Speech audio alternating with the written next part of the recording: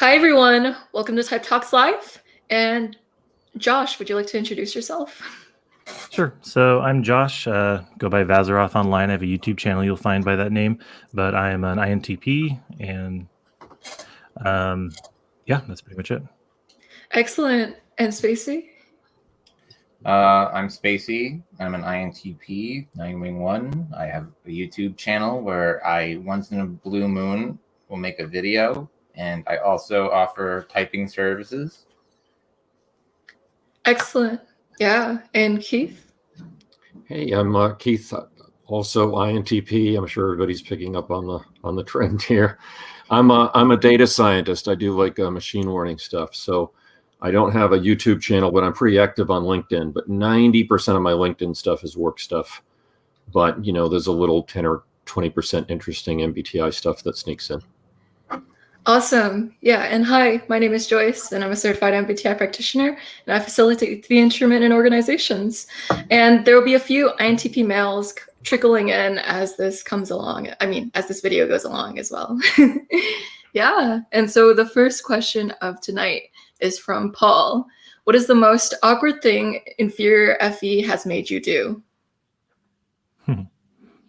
I feel like the stock answer is like talking about stuff that nobody else cares about, right? Just like ad nauseum.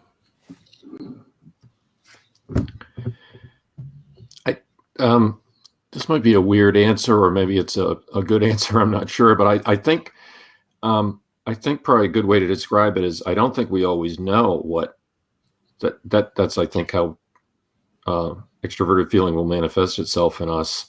We'll just have like this awkward exchange with somebody and have no earthly idea why they're leaving the exchange, either upset with us or whatever, and we're just like left puzzled. So most of the time when that happens, I have no idea what happened, and maybe I can figure it out after the fact, but that's what comes to mind. Yeah.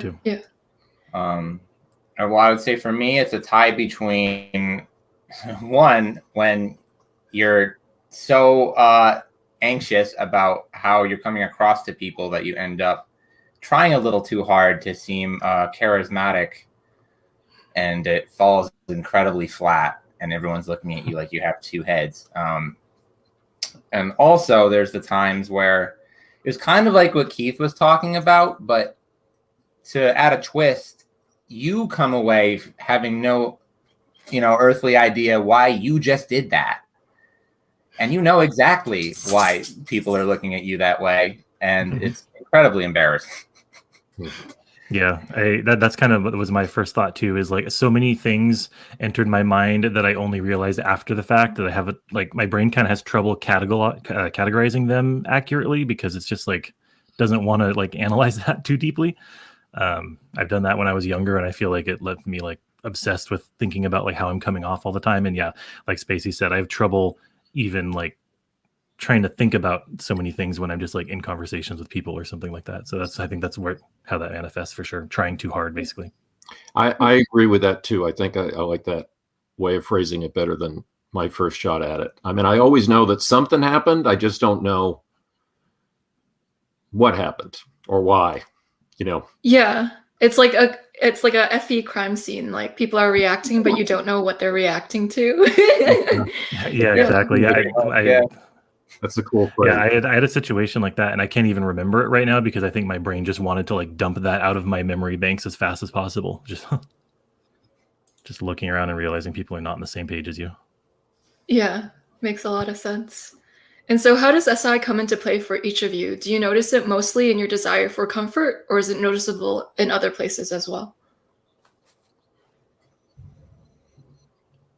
So I have an initial reaction. Basically, I feel like I should say this now because I'll probably reference it later too. I am married to an INFJ. We've known each other for about 10 years. So I have a lot of experience with someone that doesn't have SI in their stack. And what I find a lot is I'm a lot more in tune with what's going on with me. And I also tell her like, I can look back on how I like was yesterday, and I'll remember how I like felt.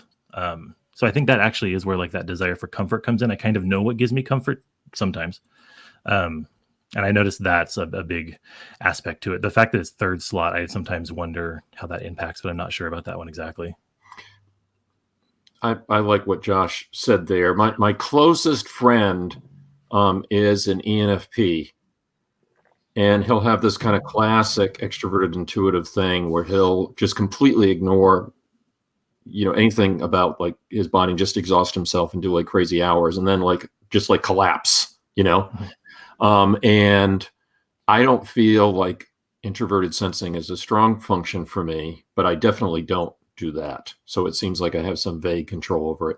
The other thing about when something's in third place like that, sometimes I'm not sure I'm really separating introverted sensing from extroverted sensing all that well in my head. I think that's part of what's going on with the third function, is it's just not as differentiated in that way, Yeah. There's a question sometimes to differentiate SI. It sometimes works, and it's, do you eat to live or live to eat? Yeah. Yeah, and I can see that, sometimes, sometimes people with SI, they'll answer, they'll eat to live, because it's like, oh, nice, I'll eat to sustain my body, but not really to enjoy it to its fullest. Mm-hmm. Mm-hmm. Yeah, I can definitely see that. I see that with a lot of INTPs that like to eat the same thing over and over or whatever. I kind of wonder if SI either I feel like I'm kind of more novelty focused with any SI axis than some, but I've also noticed it seems like there's kind of almost two types of INTPs in that way. Mm-hmm. Yeah, definitely. At least two. Mm-hmm. Yeah. How about you, Spacey? I probably do notice it, mostly in, comfort related things, particularly food. Yum. But it is definitely noticeable elsewhere. I think it's a lot of what makes us very meticulous and exacting in terms of what we prefer, what we're looking for in things, or more obviously our choices of words that we're looking for, trying to find just the right word to describe something, that sort of thing. I notice I also use it a lot to relate to people when I'm explaining something to them, to compare it to something that their SI already has contained within it, so that they can make a connection. I also notice it when, what was I thinking? It makes it so that it's I only see things when I'm looking for them. I relate to that. Yeah. I know what you mean by that. It's kind of hard to explain, right? Yeah, really well put, Spacey. Another thing SI does too is it is aware of the origin of things, so the history of things, where things originated from. Yeah. I actually do have something you just reminded me by saying that.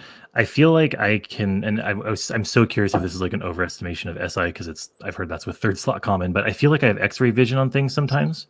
If I see a truck, I kind of just naturally want to start imagining what's inside the truck. That's probably an NESI situation, but that's kind of, I view that as using SI to fill in things I've seen before. They would be in this place probably, and that's probably also logical framework building, the way I interpret it. So, I'm just going to ask a question of you guys, because I'm really curious if this could be something too. Do you think there's a tendency for our type to collect things? I'm really into books, not just the idea. Obviously, I'm into the ideas in the books because that's kind of a natural thing, but also just the physical books. And it could be partly an age thing, but that seems somehow connected to me. So I've got a bookshelf over here with a bunch of books and a bunch of board games over here. So yes. I think I'm probably unique among INP types in that I really have absolutely no desire to collect things, and I absolutely hate having objects filling my house that don't have any utility, basically. I'm getting that more as I get older. And I have no attachment emotionally to objects at all, really. Yeah, that makes sense. With the thinking preference higher, sometimes sentimentality. I could definitely takes a back seat. And so emailed Anthrax asks, do you ever struggle with people not seeing you as emotional or recognizing that you can be sensitive in certain situations? I would say yes, generally. I'm trying to think of an example or something. Well, we were talking about pets. I think pets know that we're not that way. We were talking about this before we, went live. Pets can pick up on the fact that we have that side to ourselves. I think we just kind of come off as detached, so it's not. In fact, I've even noticed it just kind of on recordings. If you have like one of your bigger groups, Joyce, you'll have like your 6 or 8, INTPs, and you can kind of tell almost from our affect, we're just not as outward about those kinds of things. So I totally get how some people would have trouble figuring out what's on our mind. Yeah. I think a visual cue to identify INTPs sometimes is there's a flat affect to the how they express their face and also to the tone of their delivery too. But inside, that might not be the case. Yeah. That's pretty much what I was going to say, Joyce, is that I think it's, and like you said too, Keith, it's sort of an issue with like expressiveness. It's not necessarily an issue, quote unquote, for the feeling. Like I feel like we probably have a lot of the same feelings people have, or like maybe sometimes even like more than is normal or warranted, but the chances of it actually coming out are pretty low in most cases.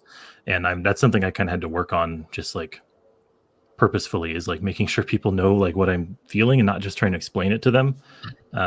That's a specific like thing that's gotten me in trouble in the past with just like relationships between people and stuff like that, thinking I can just explain things rather than like authentically like show them. Yeah, you're nodding real hard, Spacey. What are your thoughts? No, I mean, I agree with everything that was said. I mean, it's just I guess I'm realizing maybe it's changing as I get older, but I'm realizing that I guess I'm more expressive than I am aware that I am a lot of the time. I would agree with that too for myself, yeah. And I often associate the flat affect more with like ITJ types, for example, with Effie polar. I would say they're more commonly just not expressive at all. As far as struggling, I don't really think I struggle with that so much. Like people not seeing me as emotional or recognizing that I can be sensitive. Oftentimes people like the fact that I am detached or have a flat affect probably throws them off, and I think it baffles them a little bit, and it makes people not understand me very well. And a lot of the times people will like trying to banter or something, and they'll think that I'm like offended because I'm not laughing, but it's just I don't think it's funny. But like I don't want to explain that to them, so it's just like, right, people are like start reading emotional responses into me. Yeah, exactly. They try to figure out what they do get, and I've heard another INTP once say like it's better to like control like what you're putting off rather than just let people like try to fill in the blanks. And so that's like a lesson I've tried to like work on myself. I've noticed if you start to pay attention to INTPs, you can start to read the eyebrows like right in the middle. They'll move around, and that's it. That's like maybe the eyes will move a little bit. There's little tricks, but it's way more subtle than almost any other type. Absolutely, yeah. And whenever I have a panel with an INTP and someone says something that doesn't make sense, sometimes they're like the INTP's face will betray them, and they'll make this face where it's like you don't make sense, and I'm like for just a second, it'll like it'll be obvious. Yeah. I was just going to say that, Joyce, I think that's like the trigger usually, right? Is that it might come off as not listening or not having an opinion, but it's almost the opposite of that. It's that somebody said something that doesn't make a bit of sense, and the wheels are rapidly turning, thinking, how am I going to kind of diplomatically get out of this? That makes a whole lot of sense. Yeah. And so Jaggy asks, how do you all deal with indecisiveness? Any tips for sticking with ideas and projects rather than jumping around too much? Or is this an eternal curse? I would say it's like constant vigilance is the only way I've gotten to even put anything of myself out there in the world. It's takes a lot of very conscious effort on my part. I know it's not a great tip. I'm trying to think if it's something more digestible, but I don't know. I would say once you get older, you'll start to get more impatient. And once you have enough times where you were indecisive and you kept trying to decide and comparing things and blah, blah, blah, blah, blah. Once that's happened like 500 times, you start to get a good idea of whether you're just wasting your time by thinking about it more. And also you may just realize that no matter how much you think about it, things are going to change anyway. So you just go with something that seems good enough and you hope for the best. And you have to understand that you'll be able to work with things if they don't go as expected. Mm-hmm. I agree. It's partly an age thing. I would put it in a slightly different way, but partly my response is an age thing because I'm pretty sure I'm the oldest of the three of us. I'm early 50s, So I think what happens is that, in my 20s, I would get like these really great ideas and then not quite know how to take it to the next step, but as you get older, there'll be something that kind of locks you into that idea. So you start getting more cautious about what ideas you commit to. Like it could be a book contract or whatever, or you tell someone at work that you're going to do this, or you have a collaborator of some kind, So I think kind of looking back at my life, I think that initially I would have ideas and then very often not take a next step. And then I kind of went through a phase where I would get an idea and talk to somebody about it and say, wow, we should really do this, but then maybe overcommit or whatever. And then eventually I start to find a little bit of balance where I might have this great idea, but I don't really verbalize it and put it out there in the world and sign my name to it unless I'm somewhat prepared to carry it through. And then just the project management aspect of it carries me because I've made that commitment. I think that's really good insights. I very much agree with that. And I think the thing that you mentioned there that works for me the most is like that accountability in an external way. And it really does make you, again, like, as you're saying, like, as you get older, I'm just almost 32. So I'm just past early, like the 20s. And I had a lot of those problems. And I'm starting to now learn, like, if I want to actually get something done, like tell my wife, tell a friend, tell my boss or whatever. And then it's like, well, now I almost hacking that FE pressure to like make myself do it. But I have to make sure what I put out there is something I can and want to do first. No, that's really it. If someone else is depending on us to do something or expecting us to get it done, then yes, that's definitely a big driver. Yeah. I think the issue we have is getting the care on board of like, how do we make sure that we maintain our motivation and our care on something? Because like if I'm working on something that is not that important, really, if I think about it, like it's really hard for me to not just go, I won't do that. So, yeah. How do you INTPs take an idea from it, like extroverted intuition, just feeling like it's just an idea you're playing with, to an actual thing you want to follow through with to the end? I don't know if I've ever done that before. It's hard, yeah. I can be pretty specific about that, actually, because I have...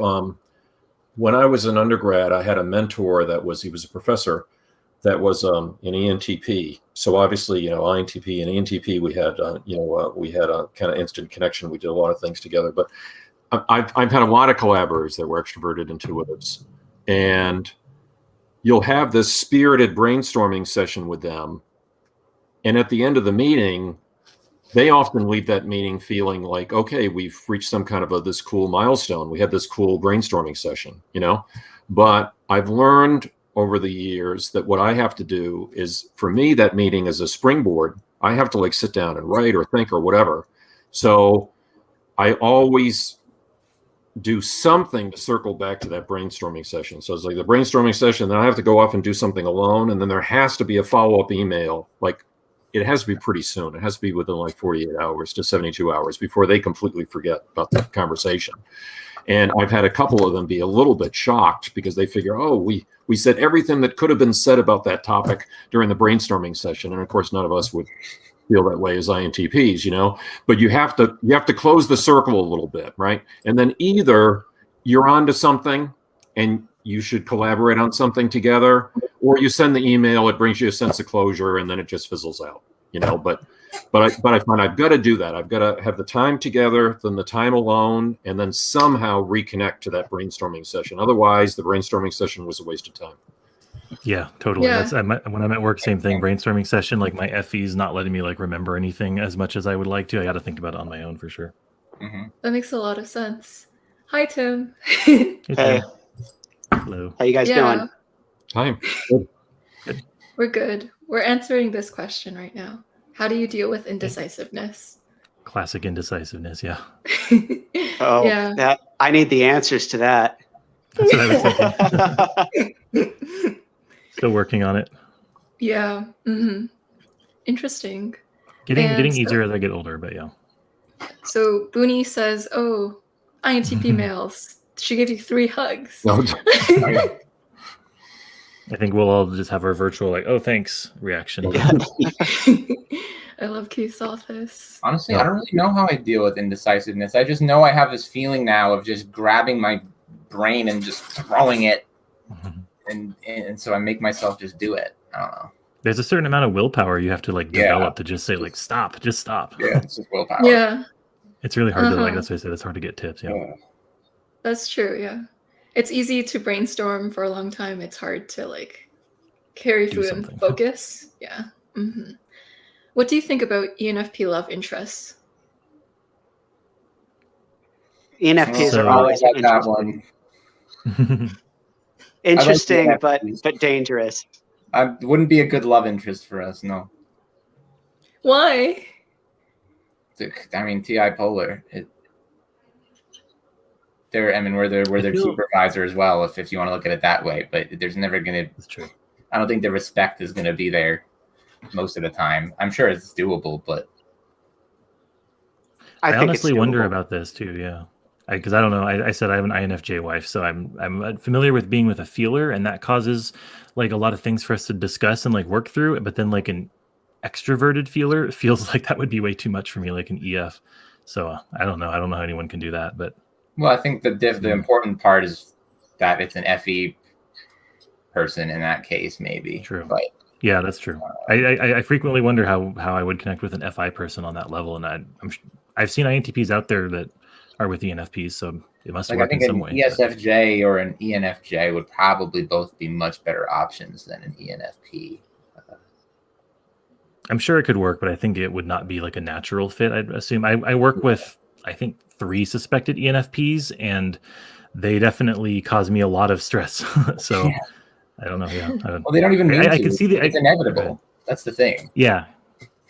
I think the real thing with that relationship is like both people need to understand what the other person is and accept them for who they are. Because if you like the person that an INTP is looking for and the person that an ENFP thinks they're looking for, like we're not going to fit into each other's predefined boxes. So if you go with that attitude, it's going to be very bad.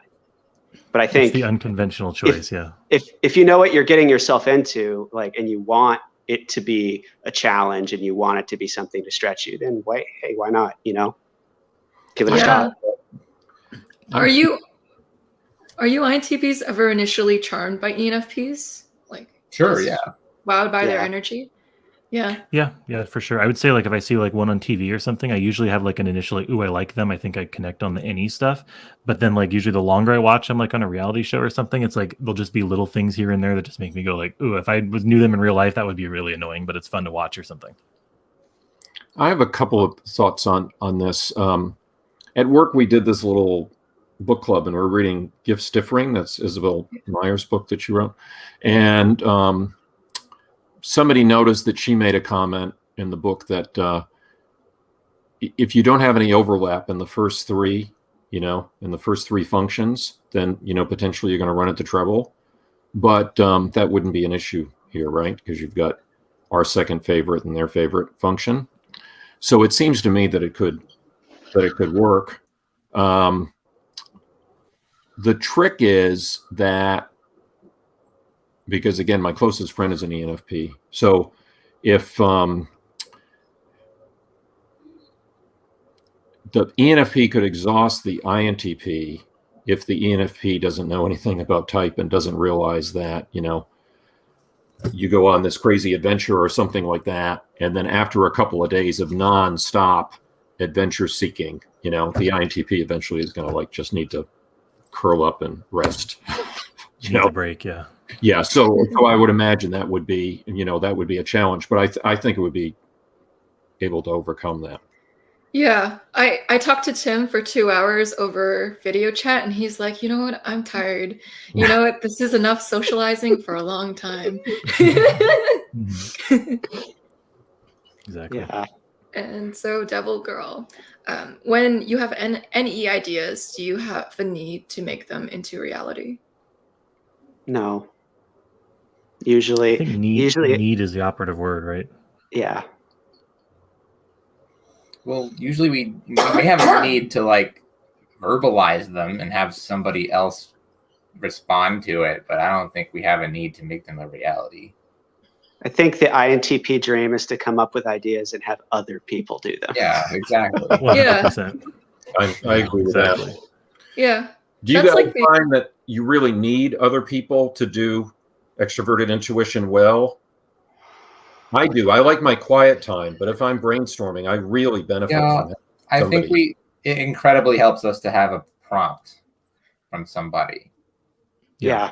It's hard to just spontaneously combust a good idea, but once we just need that ignition. We act like we want to be islands, but we actually don't. Yeah. We actually exactly. need people to be our best. I think it's actually really important for us to talk to people to function Is well. it a loner facade? So it's almost like it seems like you want to be a loner, but you don't want to be one? I'm trying to understand that we want, more. right? It's like we have a certain way we want to be, but it's like not actually that way in reality if we like think about it. We don't. We also don't always want what we actually need.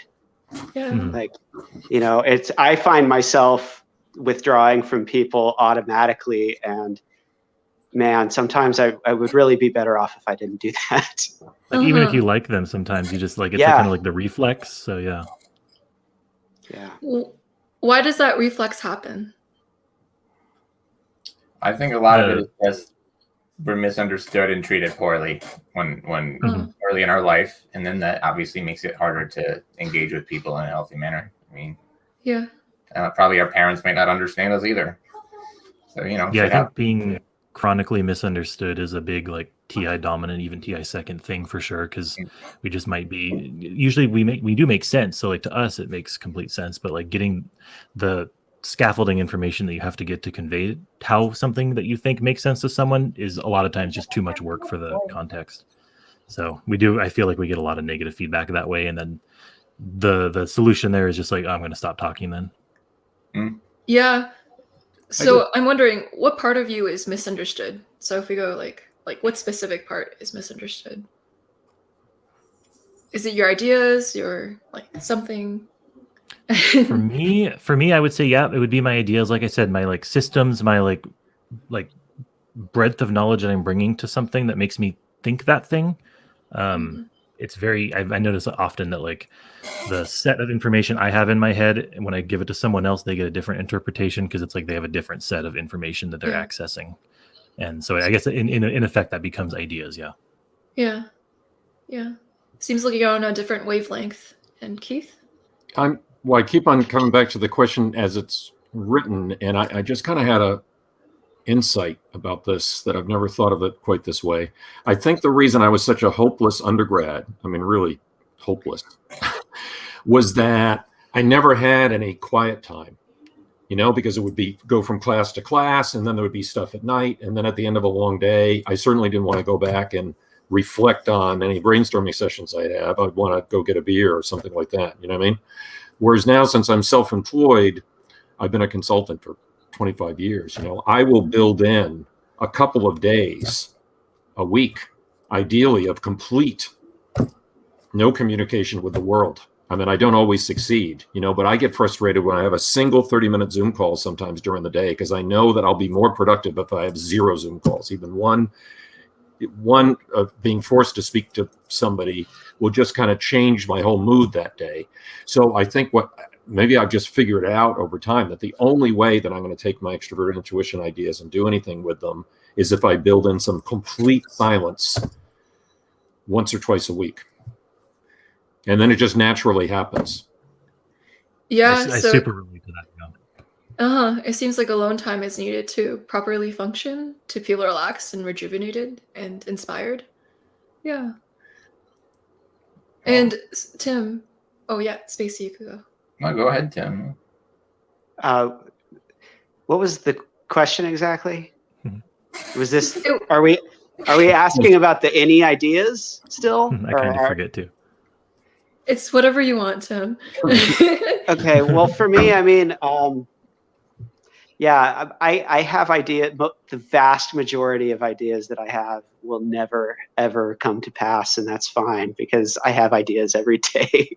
So for me, I would say, no, that's not, it's a need for there to be some ideas, I guess. Like, I want to have some input in the world and some influence and use my talents to some capacity, but it's not as though every idea that I might have, I have a need to see that manifest. Like, that's just not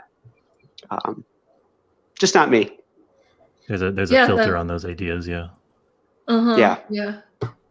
Extroverted intuition just wants to produce and create and ideate all those ideas. Follow through isn't always necessary. And so on the topic of Keith and his productivity hacks, what are productivity hacks you would have for like the audience, for INTPs, that has helped you become a little more productive or a lot more productive? I just want to kind of back up Keith's idea of like trying to like block off a day where you don't have to talk to anyone in any like official business sense or something, or productivity sense like that. I've just realized that myself, Keith. Like, if I have to have one meeting in a day, the whole day is just like off kilter. Really like trying to like have a sort of a plan of like ideation or like meeting versus like thinking and like solving, two separate things, really helps me a lot. And sometimes that's hard to do in like a work environment, but if you can, I absolutely recommend that for sure. That's a really good tip. There's some psychology to back that up too. It's almost like if you have a specific day where you want to do a specific thing, it's more productive because we only have a certain amount of mental bandwidth. So if you use all your mental bandwidth on actually like focusing and doing the thing you want to do, it's easier instead of like scattering your attention.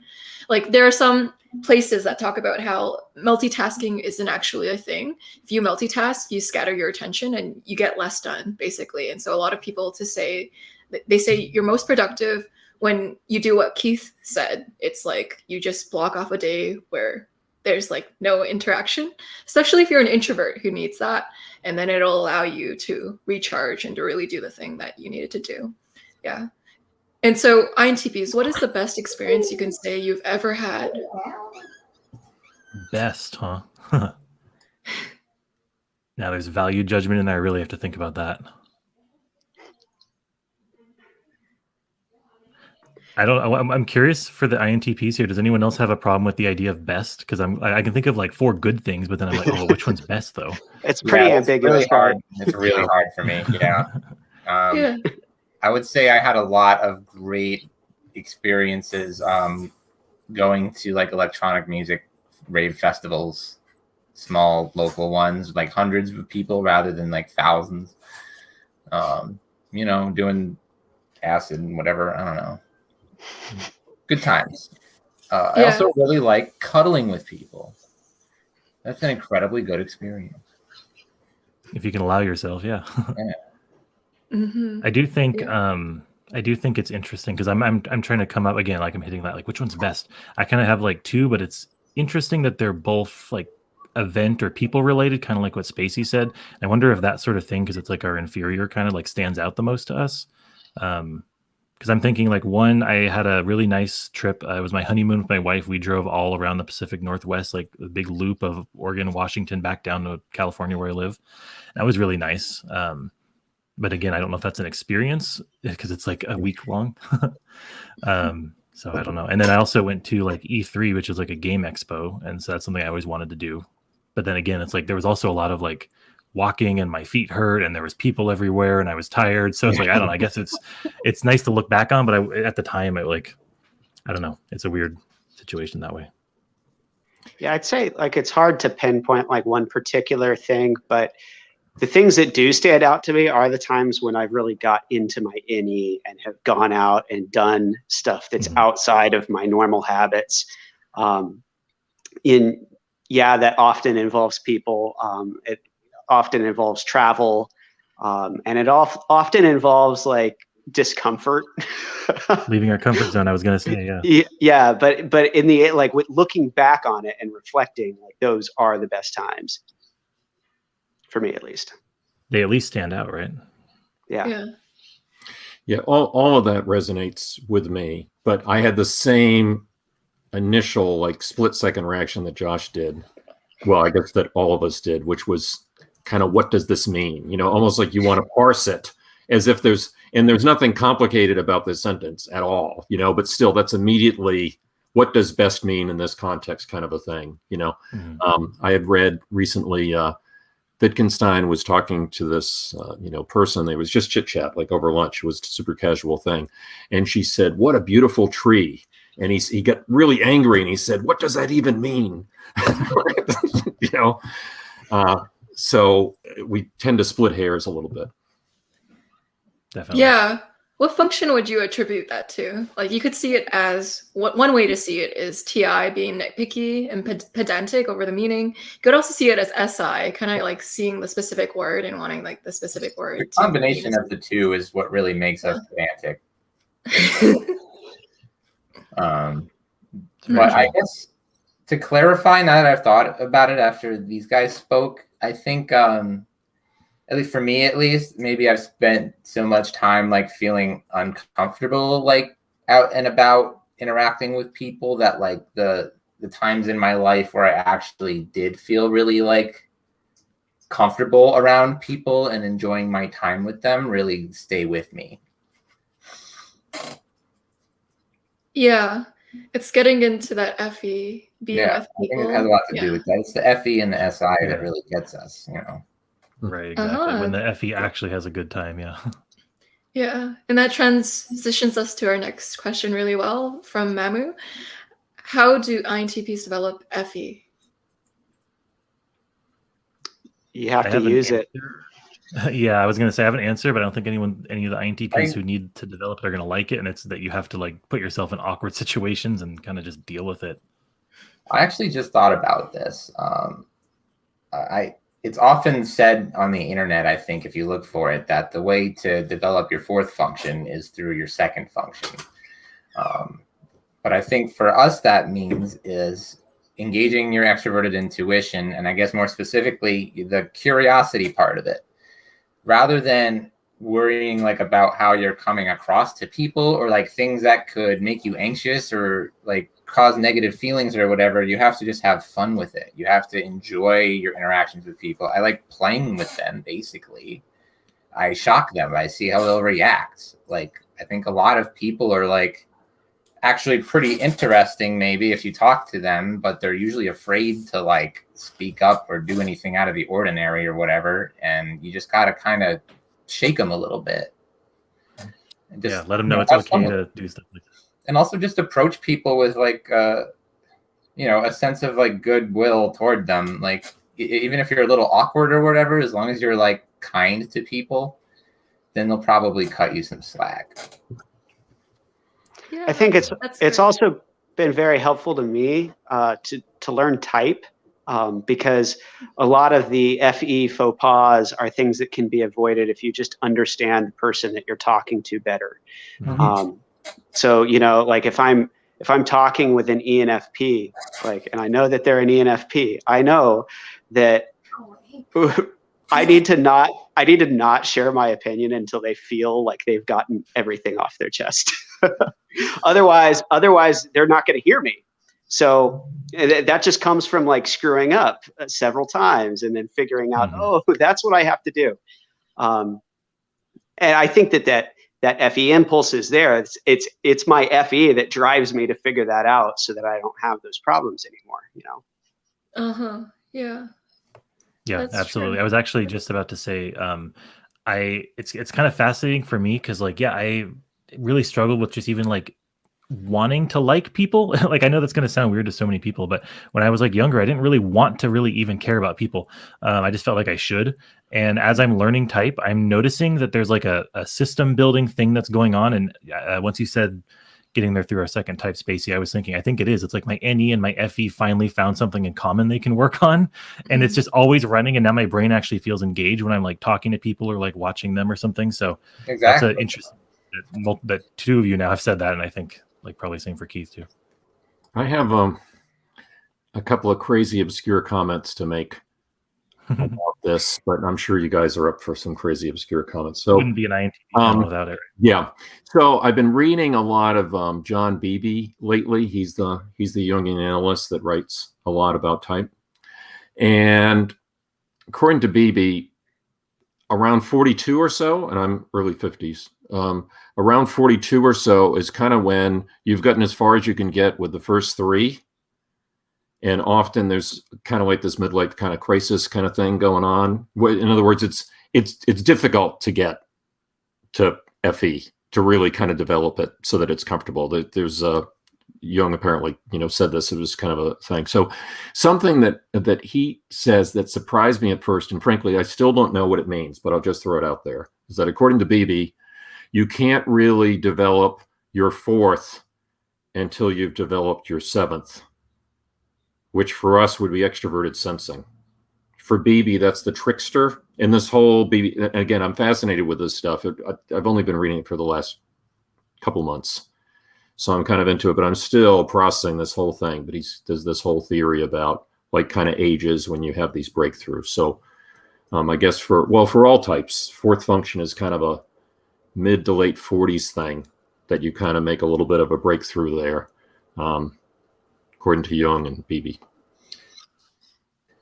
I mean, does that resonate with you guys?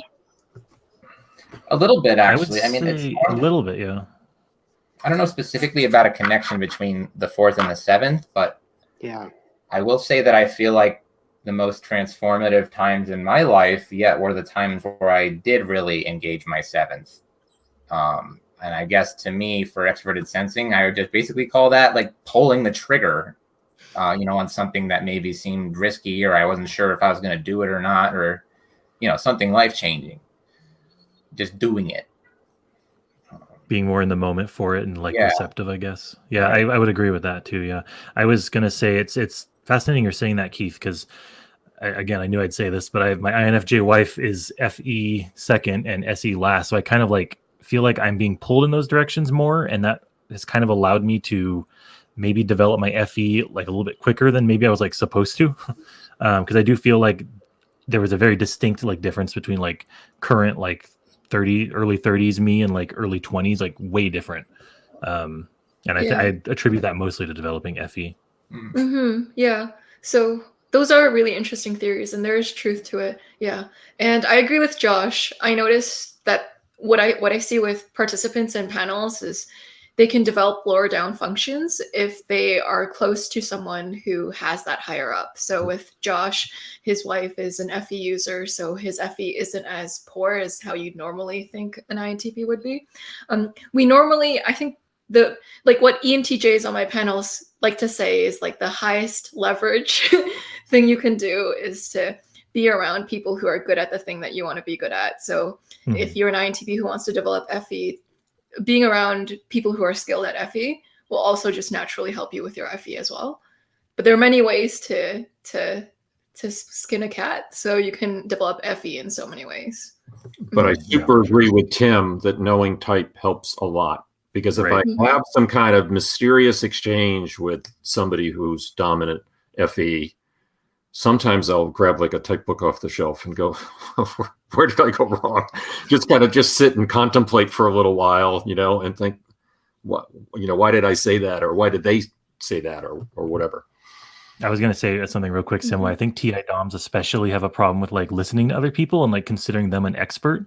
And once you like realize someone has FE like way higher than you and you're into type and everything, you can kind of like say, okay, maybe this person can teach me something and I'll let them teach me something.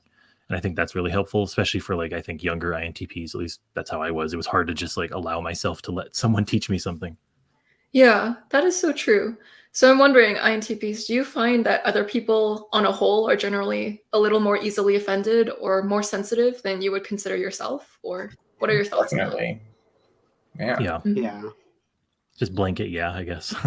Yeah. I feel like I might get like have a feeling of offended about certain things, but I feel like I can control it. And it's pretty easy for me to say like, oh, that's just like their opinion, so whatever. Fascinating.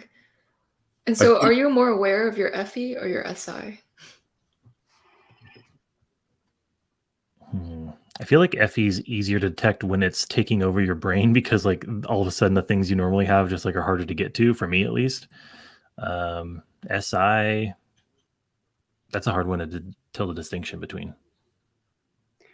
For me, I think that FE is a louder thing in my mind than SI is. I don't think that means that I'm using FE more.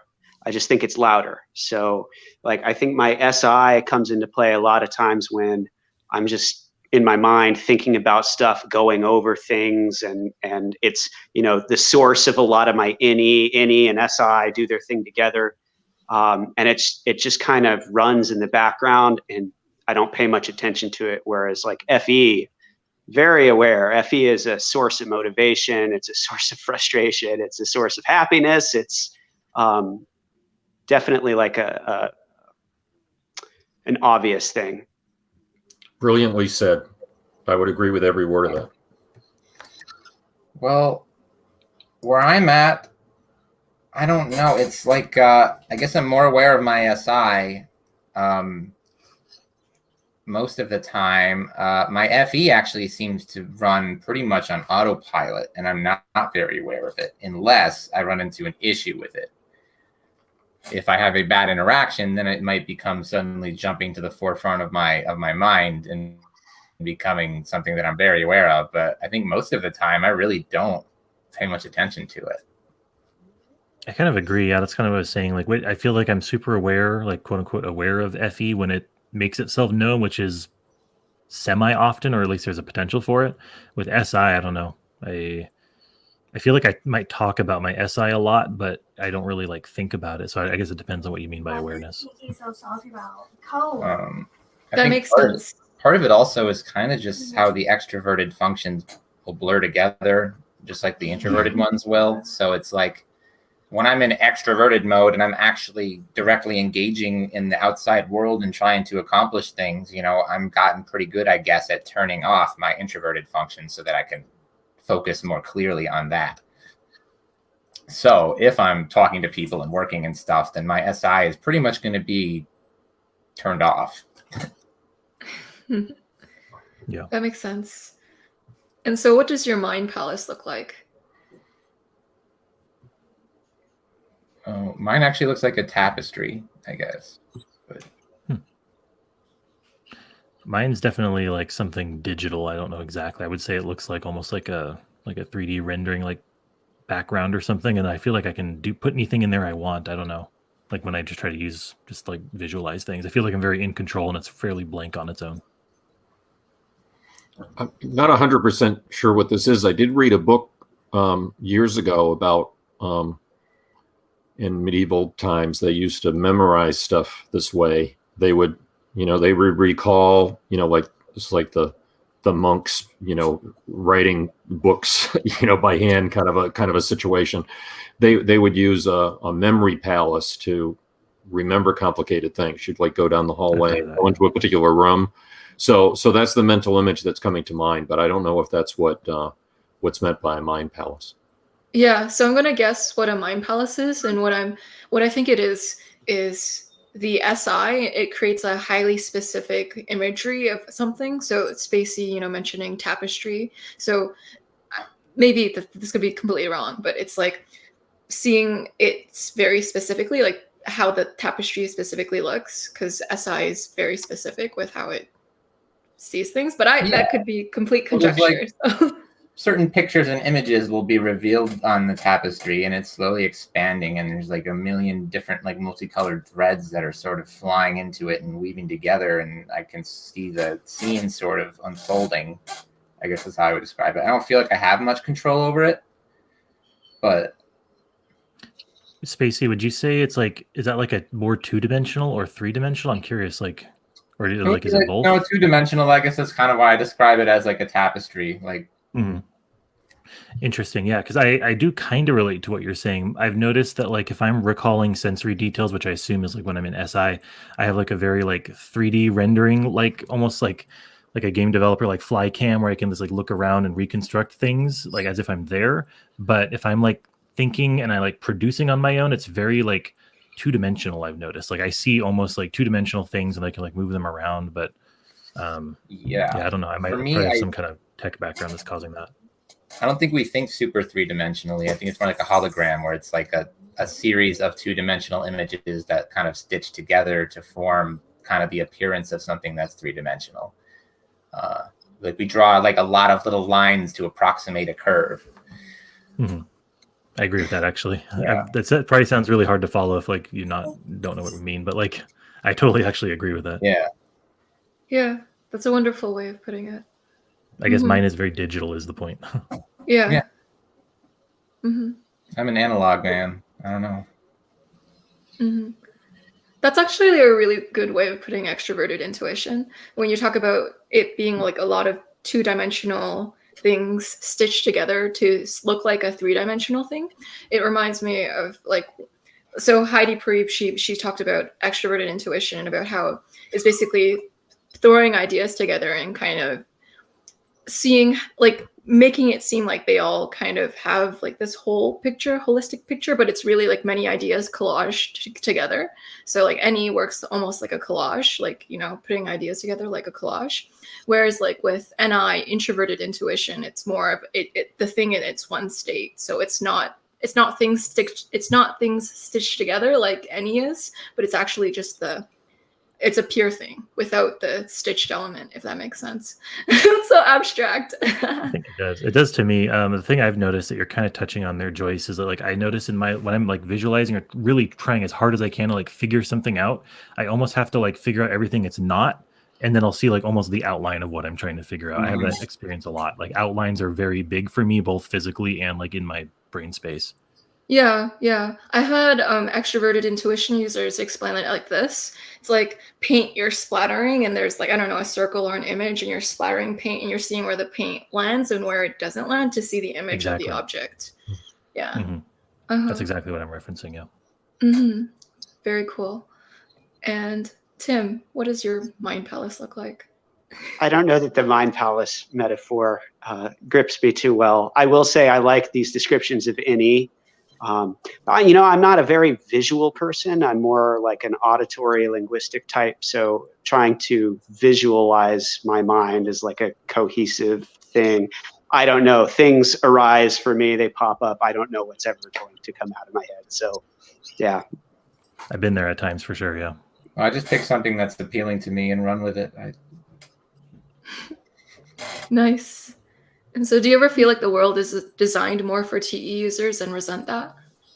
I don't know about resent necessarily, but I get that feeling a good amount of times, yes.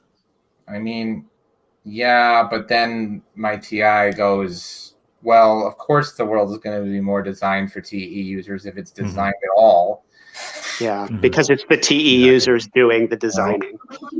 Exactly. Yeah, that's something I've kind of had to like confront in myself, is like having that like oppositional idea, like TI-TE. It's really more that it should be TI like into TE. Like it should eventually become TE. That's kind of the point, is we're all trying to like put seeds in there that grow into TE for other people, like sometime, maybe. But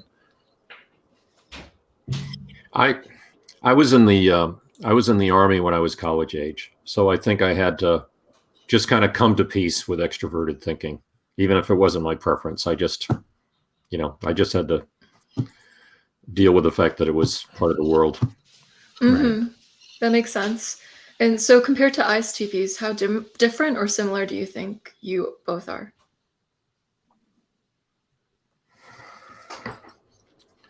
I mean, compared to other types, ISTPs are pretty close to INTPs, right? Yeah. That's the way I feel about it. When I meet an ISTP, like, yeah, there's differences in the way that we think about things, but a lot of times we have similar interests, or at least if they're different, they're things that we can relate to. And we have a lot of the same challenges too. So that's true. Tim, I have a question for you in regarding that. Do you usually pick up right away that they're ISTP, or is it more like you might know ISTPs that know type? And once you know that, the reason I'm saying that is because I don't always pick up on the fact that somebody's an ISTP. Yeah. But if I know they're an ISTP, particularly if they're in the type, then I get that connection. But I don't always get an instant connection. One of my co-authors is an ISTP, and we know each other extremely well. So there's a really strong connection there. And there's no question that we're wired in a similar way. But I don't always feel that when I first meet the ISTP, because I'm kind of experiencing their auxiliary. Yeah, I would say that there's a lot of ISTPs out there that it's difficult to spot them, because there's a lot of them that have strong in I, or they don't really do anything that's like very SE or really obvious SE. So it's easy to not know what they are. But then occasionally you'll meet someone that's like very clearly like TI and SE. They think TI and they're out doing, crazy physical feats, or they're, I don't know, like mechanically inclined in a incredible way. And you can pick up on that a little bit quicker. But, I also have a very close friend who's an ISTP, and I only know that because of like him being profiled. He's not a clear case, Yeah. And so from these panels that I do, a very common mistype that ISTPs have is ISTPs almost a lot of the time think they're INTPs at the beginning. So there are a lot of ISTPs who mistype as INTP, but then realize they're ISTP because they don't like brainstorming, and like they're against brainstorming. And that's one of the big differences. Yeah, ISTPs, they're less verbose than INTPs. INTPs are more verbose. Like when Tim will write to me something, he'll write me this wall of text. And when he talks, he also is very verbose. And it's the same with everyone in this panel. yeah, for sure. Exactly. Yeah, I was going to say, I'm 99% sure that my father's ISTP. And I've talked with him one time about like books that we like. And I've noticed that like we kind of seek a lot of the same stuff, but then what we end up liking is like almost always the opposite.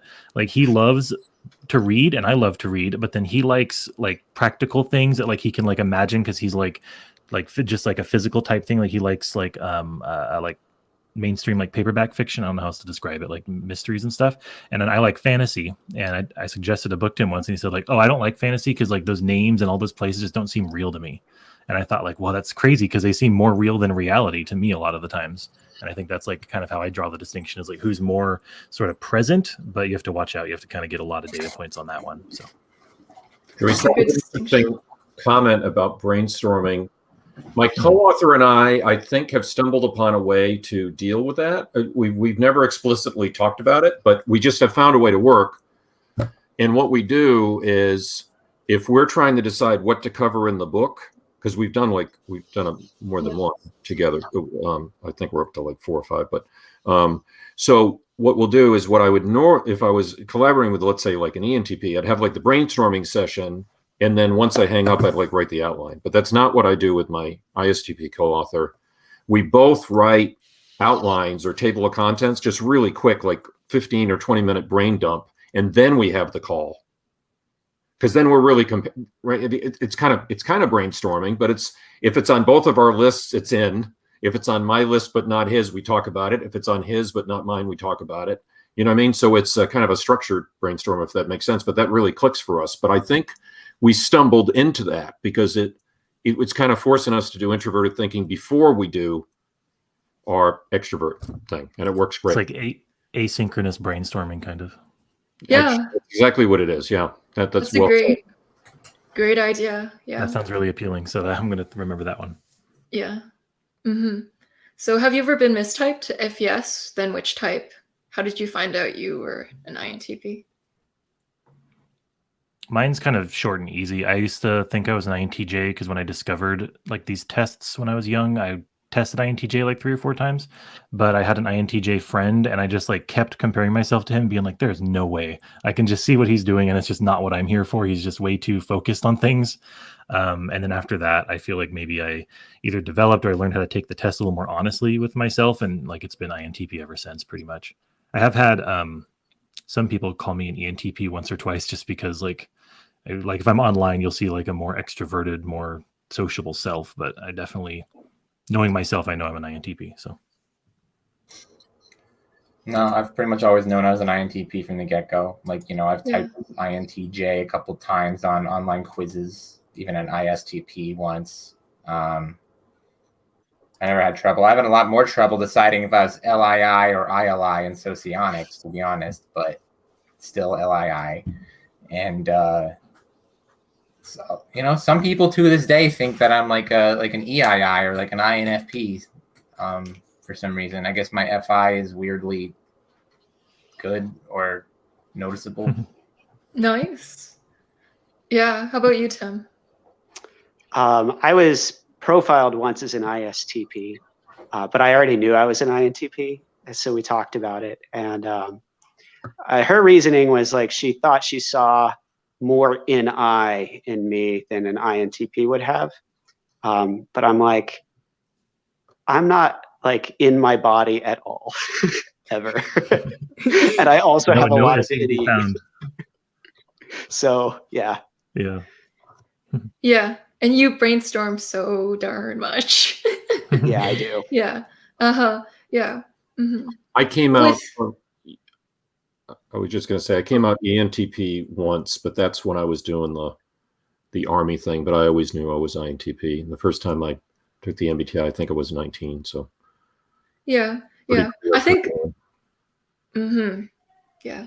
This whole panel like comes out very clearly INTP on almost everything imaginable, I'm pretty sure of. Yeah, Tim, he scores INTP on practically every single test, and just every single marker INTP. With NI, I noticed that with INTPs, people tend to think, oh, does this person use NI? Because TI can look like NI sometimes, I notice for some people. Yeah. Do you ever notice that? Like sometimes people get your TI confused with NI succinctness. I don't know. Conjecture. Because I was wondering, Tim, why they thought you might use NI, because you definitely don't. Yeah, I think it's just because of the way our conversation went. We were talking about different things. I like to take something and come at it from different angles. And that's kind of NI-ish. And then also I think sometimes it happens when you have a good relationship between your TI and your NE. NE comes up with all these intuitive ideas and then TI filters it. And so the only ones that actually come out are the ones that actually fit, which looks a lot like NI's convergence, to where like the one thing that I say is actually the solution to the problem. So it sort of arrives at the same outcome that NI might have, and it could look that way, but it's two functions working together to make that happen. That is so cool. Yeah, two functions together creates a pseudo function. I very much actually have thought that before too. I agree with that exactly. In another panel. Oh, go ahead, Spacey. I was going to say it's also worth considering that we do still have NI demonstrative. Yeah, and that does present itself to people in conversation a lot. Yeah, I agree. And so do you guys feel bothered when people don't respect any breadth of perspectives? I have a hard time with some who seem to get stuck in their box, and I've learned not to get along, and I've not learned how to get along with them. Yeah. Your thoughts? I mean, the way I think about things like that, I think has changed over time. It used to be that people who they had very rigid thinking or whatever, they would frustrate me more. But I think as I get to learn people and the diversity of personalities that are out there better, I just sort of realize that, you know what, different things make different people happy. People are at different places in their growth. And when someone can't handle where I'm at, like, that's cool. Like, I'll let them be them. And that usually works out unless it's a real conflict. But yeah. For me, exactly. When stakes are not that high, it's not too bad. Yeah. I'd be curious if you guys agree. For me, it's almost like you have to learn to ask permission. In other words, if you just start throwing ideas out, we could come off sometimes as like a crazy person, you know? So sometimes I think I just have to verbalize it and say, oh, I've got an idea. Is it okay if we like brainstorm now? Or I've got this idea. Can I share my idea with you? It's out. When I was younger, for sure, just saying that sounded so silly or like so formal, but otherwise, I think some types don't know that we've switched modes, you know? Yeah. And it can seem like we changing our mind because 5 minutes ago, we seemingly had like a different opinion, and that can drive people completely bananas, you know? So I think it's just like, hey, is it okay if for a few minutes we're just throwing ideas out, right? So everybody's on board with that. And then for me, I think that's why, because otherwise it gets misread as drawing one conclusion and then drawing a different conclusion, which of course is not what we're doing, but it could be perceived that way. Right. Yeah, so giving them a heads up. That's a good idea. I think that's very true. I've learned that there's you have to kind of know your audience sometimes. Like if I know that I have a meeting with a group of people where there's going to be a handful of them in there that they don't know me that well, they don't trust me that much yet, you know, I am going to hold off on the brainstorming. I'm going to have kind of prepared what I'm going to say, and I know the people that I can have those discussions with and can be myself with, and they're going to see that part of me, and the other people are just going to get the presentation, you know? Yes. Yeah. And so, yeah, for sure. Agreed. People who can take a joke and people who can't, basically. And it's important to figure that out. And I think that's what like our SI, FE together, like we said earlier, is like slowly figures out. So. Yeah. And so which cognitive function do you wish you developed more?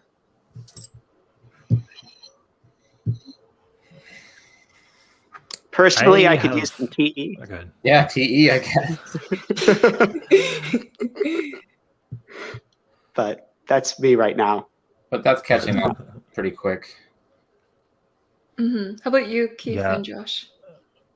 I was just going to say, because I had mine kind of on top of my head, it's going to sound weird, but like, I don't know, in my specific case, almost like TI, like I kind of want to know more consciously what my TI is doing, because I feel like developing my FE was like a big part of my like focus of life the last couple of years, and I feel like that's working out for me pretty well. And now I almost want to see like, so what are the things I might be like ignoring that I might have like left behind with TI? But that's probably like not most people's situation, I think. Yeah, true. I'll be more conscious of it.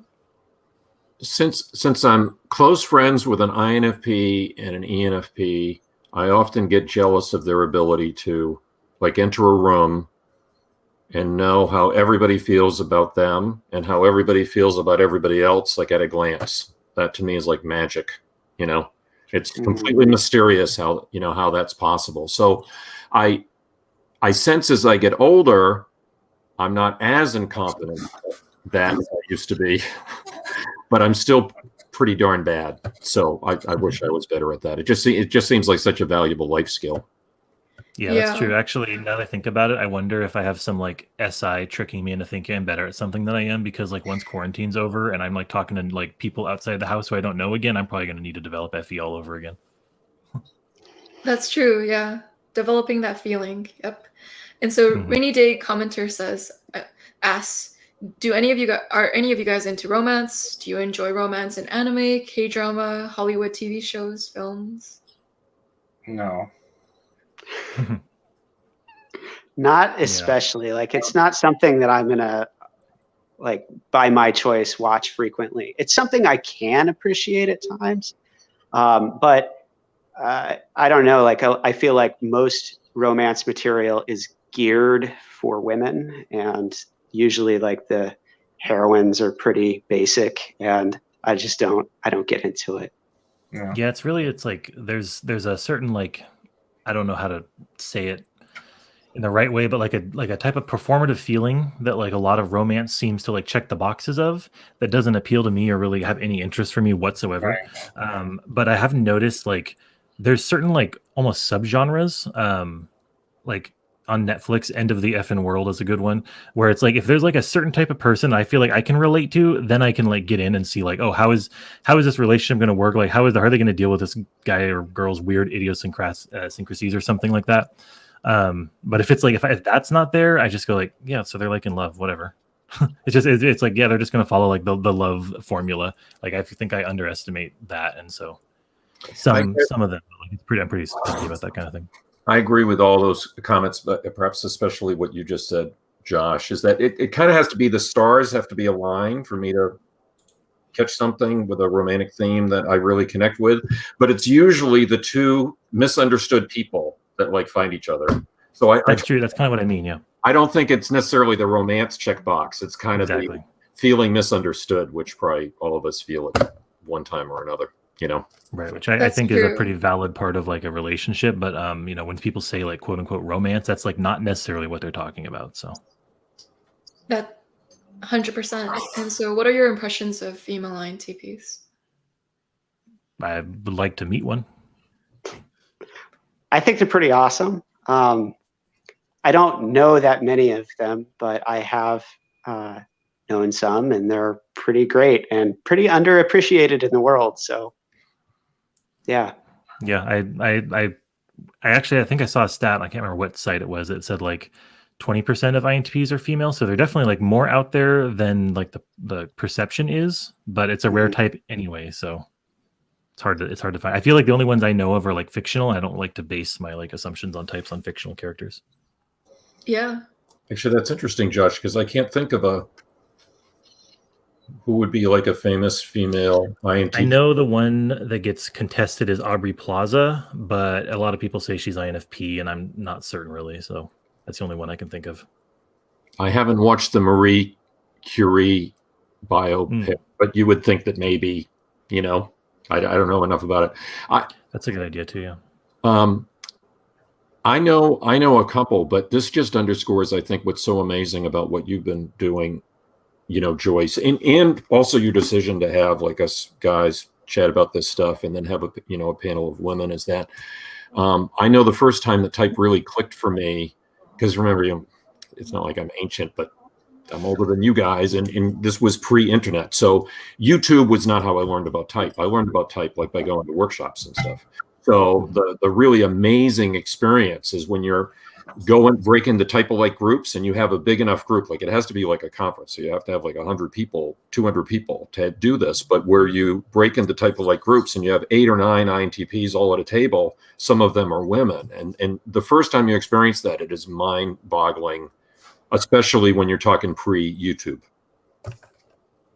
Yeah, I think we not just stereotypically online and stuff, but just like culturally we present male traits, but I feel like that they're not inherently male is what I'm trying to say. They're traits that society has deemed male, but they don't have to be. So I feel like probably a lot of INTP women feel a little bit suppressed.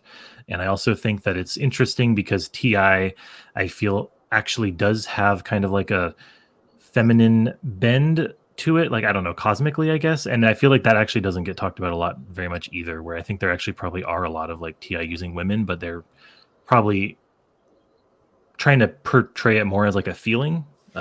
So I think that's another reason why they kind of go undetected so much. It seems like the extroverted feeling echo that's always attached to introverted thinking becomes magnified in the female for some reason. But I would say I've met very few INTP women in real life. Some of them probably aren't really INTPs. The one that I'm pretty sure about thinks she's an INFP. But some of the ones that I've met, I guess they tend to be kind of aloof and like have a bit of a chip on their shoulder. I'd actually agree with that, probably from what I've seen. But yeah, that's kind of what I was trying to say about like having to feel like you're suppressed or something. But they're usually pretty cool, yeah. Anyway, I have no problem with them. Like the question said, I just vote so little experience. And we got SI types in here, so. Well, Yeah, my experience. Oh yeah, my experience with female INTPs is they're the INTPs that are most likely to get confused with NFPs. I almost, because they're so feely, because they're female and they're socialized to be that way. So sometimes I get confused. I'm like, is this an NFP or an NTP? But they're actually an INTP. Yeah. Yeah, there's definitely INFP women who I think probably are actually INTP, but I'm not gonna try to convince them. So. Yeah, I was just going to say that I think we're naturally detached, right? But I think culturally, it's just harder for. I mean, I don't know about you guys, but high school and college were not exactly my favorite years of my life, you know. And I've got to think that if I thought that high school and college was a challenge, being a guy INTP, I can't imagine it was a joy every minute for female INTPs, you know. So if they're going to survive that period, I think they probably are forced to develop, you know, extroverted feeling, possibly a little bit earlier than us, you know. So I haven't watched your panel of female INTPs yet, Joyce, but I should, because I'm very curious actually to hear about some of that. Yeah, I thought that was a great video, by the way. I watched it, but it was a while ago. So thank you. And so, which personality types intuitively recognize and appreciate TI the most in your life? I would say NI first, but that's my experience, at least. My INTJ friends and my INFJ wife both seem to respect TI because I can explain myself usually. Ironically, probably ENFPs. Strangely enough, I have had several ISFJs that seem to appreciate it. Yeah, but I think they're like particular ISFJs that have a little bit more space to make for me. Well, I really appreciate TI DOMs. I don't know. I have like I admire my third function, so whenever someone uses it so well, it's kind of like fans itself. I was wondering if I was going to get a chance to talk about this. My wife and I have a theory that we've worked on together called the theory of cute with MBTI, and that's that generally you love like watching people use their dominant function if it's your third, because it's right at the spot where like you know what they're doing and you can see the expertise and you go, oh, I wish I was like that. And so it's like there's like a cute or like an attraction feeling, not just sexually, but just like generally you want to see it. And then if they're lower than you with your dominant, like especially if it's third or fourth, then it like pisses you off because you think like, look, it's so easy. Why don't you just do it? So it's like might repel in that case. And I think that's kind of what we're touching on here. Makes sense. I might go with Spacey's answer, and I think the reason is I just think ENFPs are really interesting. Yeah, I mean, it's not like I've clicked with every single one, perhaps, but most of them probably, because I think it's an interesting dynamic is that, you know, we're kind of detached, we're kind of hard to read, but their introverted feeling is so strong that they know that we're not as detached as we are. And unlike my INFP friends, for instance, they'll pick up on the fact that we're not as detached as we appear to be and then come and greet us, you know? And the next thing you know, we're doing extrovert intuition together, and, you know, and then we connect on that basis. But the other thing I want to say about introverted thinking is that I think almost any type can connect with us on that level if they actually experience us doing introverted thinking. So I've really connected with some of my editors over the years because they've gotten into like my writing. You know what I mean? We're connecting on that level. So even though we're having conversations about it, we're not doing extrovert intuition. We're talking about what I did with my introverted thinking. And so it's like they can look inside my head in a way that most interactions wouldn't involve. Yeah, I think it depends on the individual a lot, because it's whether they like value what we bring, because what we bring is not the most common thing, but it is pretty valuable if you know how to like use it, I think, a lot of times. Yep. And so when you come up with any ideas, do you actually solve them or do you just brainstorm ideas and theorize? I feel like earlier in the panel we answered this already. So it's kind of like it's most likely the second option. Yeah. Yeah, I think the key there is, again, like Keith said, like the brainstorm and then like decide later. Because like I feel like our brainstorming kind of like puts out everything that we come up with in a brainstorm we'd be okay with, but then like the one that we like is going to take some like thought, or the one that is the best. That is true. Yeah. What else do you do in your alone time other than come up with any ideas? I have a question for the other guys, because I'd be very curious about this. I was reflecting on why I needed like the solid 24 hours to be productive with introverted thinking. And I have this weird dynamic, and I wonder if anybody else does this. So I wake up knowing that I have no responsibilities. Nobody's going to call me. I don't have to call them. I like make the nice coffee rather than just like the Keurig, maybe like fry an egg, you know what I mean? It's like I'm totally relaxed. Then I'll inevitably come up with this crazy idea, like I'm going to sit down and read War and Peace or something. And then I'll get it off the shelf and I'll read like one sentence, and then I'll know exactly what project I have to work on that day. Yeah, I agree. I was smiling the whole time because I knew right where you were going with that. Exactly the same. That's also why I like to like have so much like free time or alone time, is I almost need to like trick myself into thinking I'm just going to relax, and then I can take care of all my like physical, emotional needs or whatever. And then at that point, my brain just always tempts me into like ideas, or like, what am I going to do then? It's almost like it's like automatically happens once I fill those like need bars, but it's really hard for me to fill those need bars if I know I'm going to be like dealing with someone else soon or something. I'm like thinking about that. That's really strong in me. Sometimes it's, instead of grabbing the obscure book, you know, like I'm really going to read Proust, right? Like that's really going to happen, you know? So I don't get past one sentence, or I pick the most ridiculous, lighthearted, mindless thing on Netflix, and 3 minutes into it, I pause, and then I get the pen and I know, you know what I mean? I don't know what it is. You've got to let your mind wander, like to some degree. I've heard like NI is described that way sometimes too. I think maybe introverted functions sometimes just are that way. Yep. And so do you often have an impression of knowing how things are going to turn out or what the best solution is? I feel like we probably always have a theory like pretty quick, right? Mm-hmm. But a theory is not like an answer. I think we probably all agree on that. Yeah, we know that the first guess is not, it's going to have to be refined, but I think by leading with TI, we can't help but start with an assumption or some kind of judgment to work from. Do you guys do crazy contingency planning? I mean, are you always like thinking about all kinds of things that could happen, including obscure ones, so that when an obscure thing does happen, you're ready?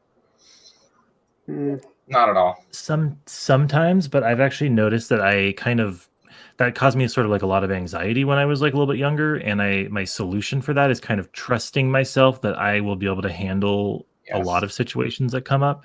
And I think I had to be tested a few times to really have that trust in myself. But if it's like, again, like high stakes or something really big, then yeah, I do fall back into that sometimes. Mm-hmm. Makes sense. I mean, I definitely, when I am planning, I make sure not to pigeonhole myself into one possible thing, but I'm not like writing out plan B, I do this, plan C, I do this. I'm not actually planning. I'm just making sure that I don't box myself in too hard. Yeah, no. You don't want to close. Yeah, you don't want to close your options too prematurely. Yeah. Mm-hmm. Yeah, exactly. That's what I'd say too, is it's not plans. It's like, I'm going to add things to my grab bag and then try to pull them out when needed. But if I do that too much, the grab bag gets full and I don't know what I'm going to pull out. Mm-hmm.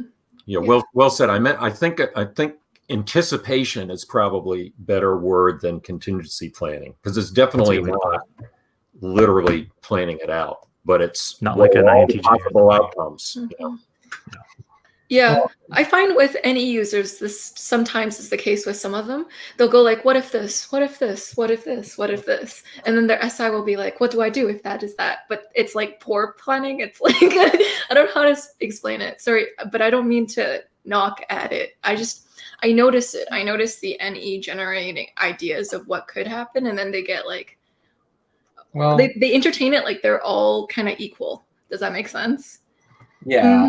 We'll identify a bunch of problems, but not have solutions for all of them, and then our wheels are just spinning on the ones that we don't have solutions for. And then it's Yeah. I was about to say real quick. Do you guys relate to the idea that like when a thing pops into your mind, there's kind of like almost a warm feeling, like a feeling you can tell, like, oh, that's like a workable solution, so I don't need to think about that anymore. Because that's what happens until I find the one that doesn't kick in, and then I start going, oh wait, I got to think about this. Yeah. I think that's true. I think that like if it's something that doesn't seem like it's going to be that hard to figure out in the future, I will just postpone thinking about it and think about other things. And hopefully it turns out to be easy to figure out in the future. Hopefully I was right. Agreed. I agree with that totally. Even if it seems to be the most likely, if it has an obvious course of action, I don't need to think about it. Yeah, exactly. Interesting. Yeah. Also, thank you, Cosmic Death. So, Rainy Day Commenter asks, have you guys ever experienced have had an experience where you spent hours without thinking at all, whether from a psychedelic experience or some other way? Yeah. Well, what most of the time I feel like I'm not really thinking, to be honest. My TI, I don't think it feels like thinking in the way that most people envision it.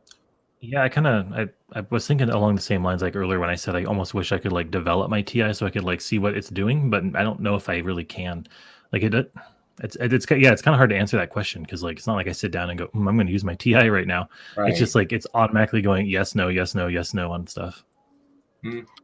Spacey, you said something on another one of Joyce's panels that really struck home for me. You said the introverted thinking is a destroyer. It doesn't make things. It's eliminating. It's narrowing down the possibilities, which is similar to what you said a little while ago, Tim. So for me, that's like always on. But when I was college age, I learned how to. I learned a little bit of hypnosis, and I was hypnotized. And before that experience, this is like I'm 20. It had never stopped before that. It was just such a weird experience because it was just this constant like machinery going, and my mind had never been quiet, because I hadn't done meditation or psychedelics or anything, like that. Here I am at 20 and it was being hypnotized for the first time. I remember coming out of the hypnosis and going, whoa, that was unbelievable because my mind was quiet. I don't know when it first happened for me, but yeah, it's really like, I got to get away from this. I got to make it stop. Yeah, I actually relate with that. I think that I think this is kind of like a thing a lot of people discuss online too, but like altered states of any kind are kind of like a attractor and a big thing for INTPs. And I think it's because it really gives us that SI like sensory experience that we can like pull on to try to figure out how other people and other things might be. Because I know like I was very like straight edge or whatever until I was like 25, and then I had some altered like psychedelic experiences, and it's like it's starting to realize like there's other ways to think that I just never thought were possible, and that makes my mind kind of like it slows it down a little bit, like in a good way. A lot of people think that that's bad, but like being able to slow down is actually learning how to use your brakes is important, I guess, and hard. That's sometimes. true. Yeah. And so emailed Anthrax asks, have you ever had a self-destructive moment where you started to think everything was funny? That's that emotional crime scene situation, right? Sometimes at least. I mean, yeah. Helps you all.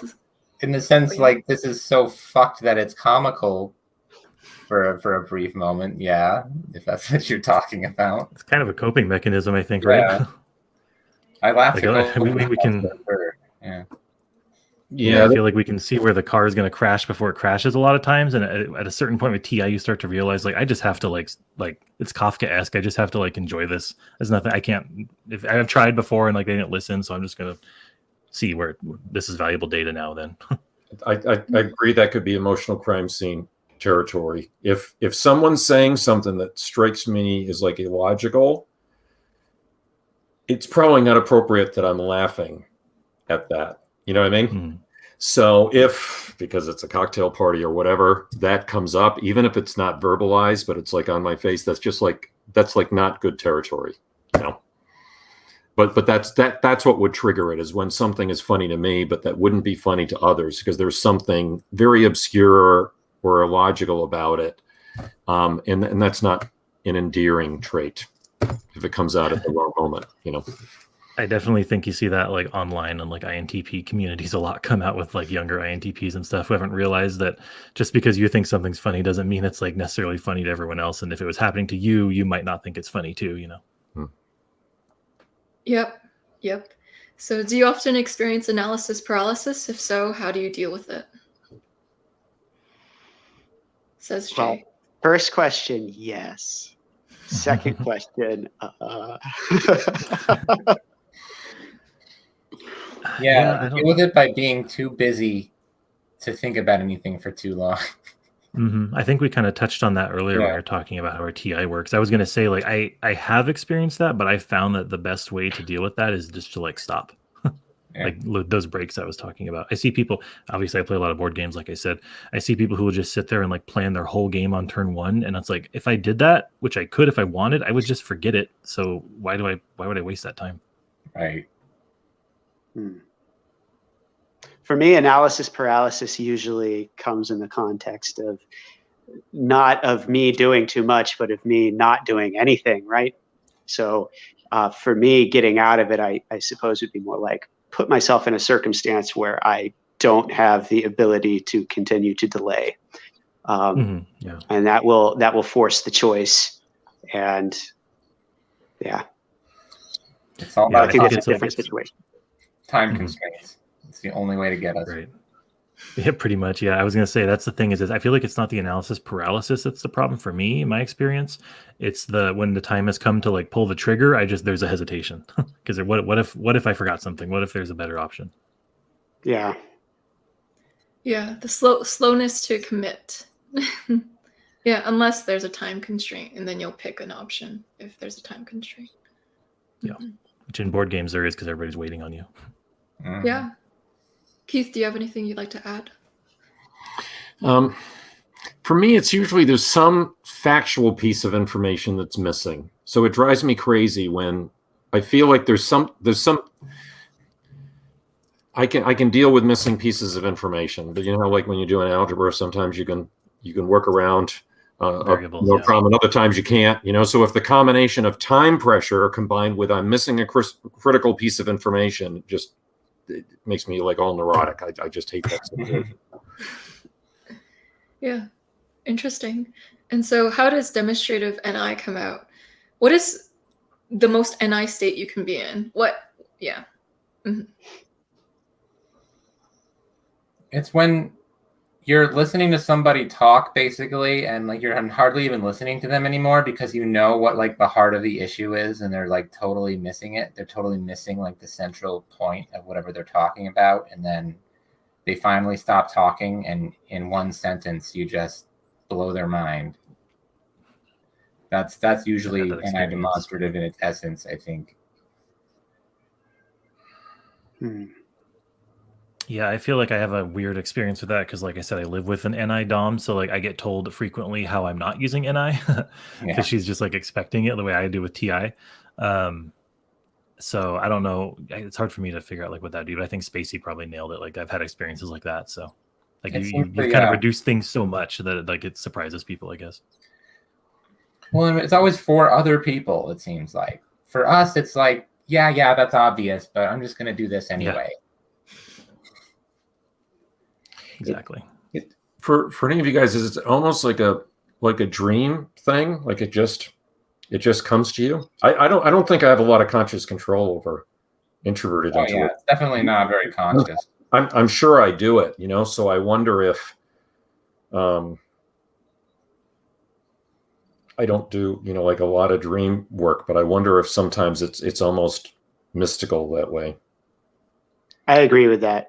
Yeah, the times where it's clearly NI, I know that it's NI because it arrived in such a strange way. Like it's suddenly in my head, and I know that I can trust it, and I don't know how I can trust it, but I know that I can. Yeah, and that's very rare for me. but it does. I would say that comes out, like for me, that comes out like when I'm really deep in like a TI flow state, but the NE is like spinning. Sometimes like it feels like the stars align and like I just have a clear path forward. So maybe that's what it feels like, at least. Yeah, fascinating. And Well, so, do you know your Enneagram numbers? Oh, Keith, you can go. Sorry. I don't actually. Yeah, I was just looking at that, and the woman that taught me about type, I remember mentioning the Enneagram a number of times, and it always comes up in conversation, but I just don't. I never took it. Yeah, the most common types for INTPs is 9 and 5. You'll meet a lot of INTPs who identify as 9 or 5. Yeah. I've taken Enneagram tests and I've learned that's kind of my recent obsession, like the last 2 months or so. And yeah, I've tweeted and stuff saying like I'm a 5 wing 9, even though I know that's not a thing, and I'm sure that's like a cringy thing for Enneagram specialists. But definitely, that's like every time I take the test, it's like almost all 5, almost all 9, and I have kind of come around to thinking I might be, at least at this point in my life, a 5 wing 6, but I'm not super sure. I'm really between wing 6 and wing 4. I know I'm a castle type or whatever they are, subtype of 5, I think. Yeah, and Spacey's a 9, right? Yeah, 9 wing 1 and 5 wing 4 can be hard to differentiate. I kind of flirt between them sometimes.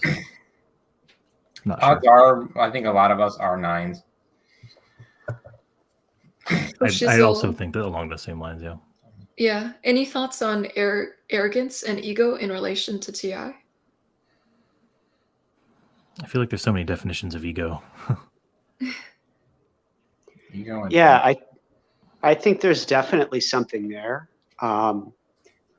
Whether you can really call it arrogance, like I think, for people who aren't TI dominant, people generally look at others and they compare their behavior to the way that they would behave.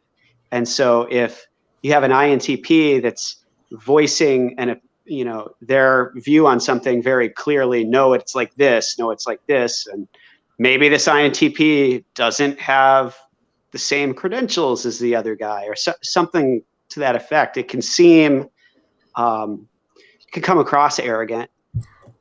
Whether that is or not, I think that a lot of times for an INTP, that can just be being honest with where your thinking is. We tend to think like very independently, so that can rub people the wrong way.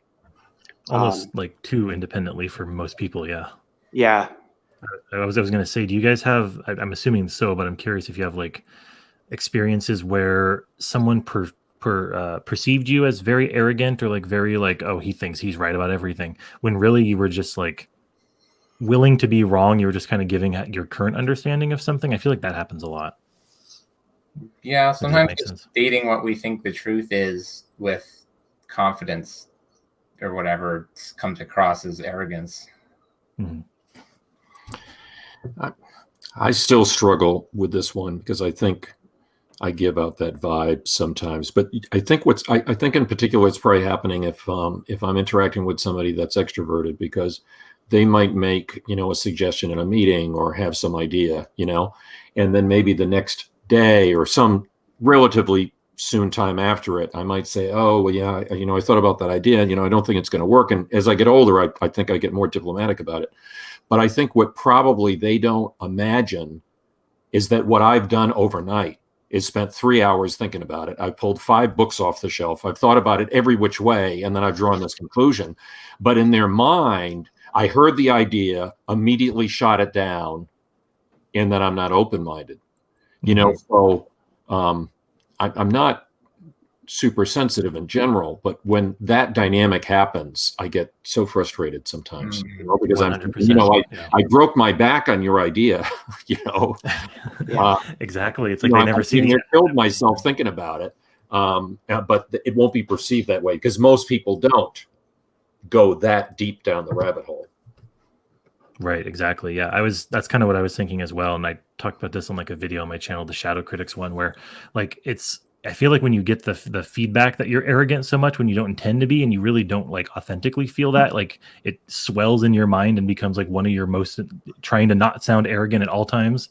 But it's like sometimes people will, like you said, Keith, tell you something or an idea that they have, and you're like, I've already had that idea, I've thought it through, it's not going to work, so I'll just say, oh no, we're not going to do that. But then, like, how do you get all that, like I said earlier, scaffolding across easily? People don't want to listen. People want you to tell you what they need to hear, but they don't want to hear all the like showing your work part.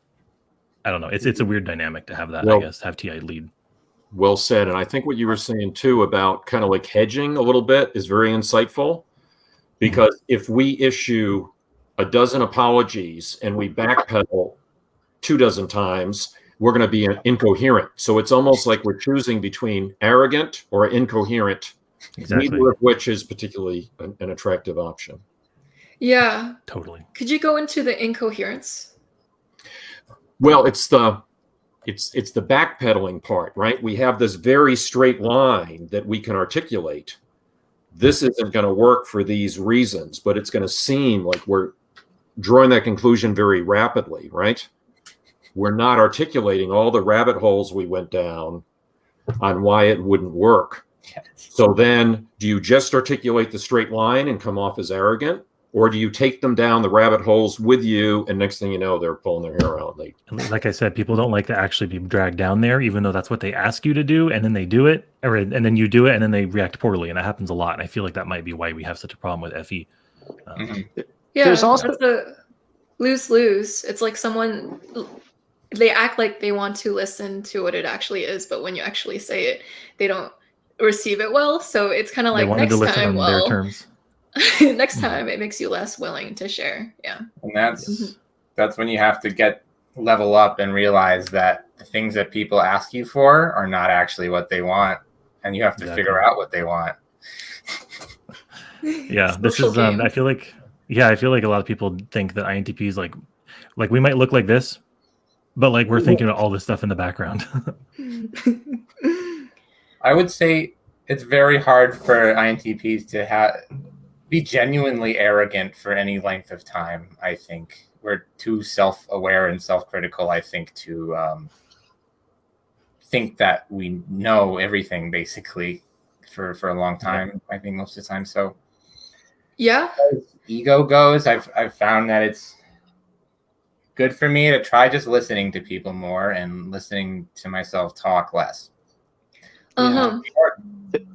There's definitely like an FE awareness element to this, where, you know, I like it always happens with ENFPs and me, where it's like the ENFP is giving me advice on something that I asked about, and I've clearly thought this thing to death, and like, you know, they'll start to explain it, and before the sentence is even over, I know exactly where they're going, and I've been down that road.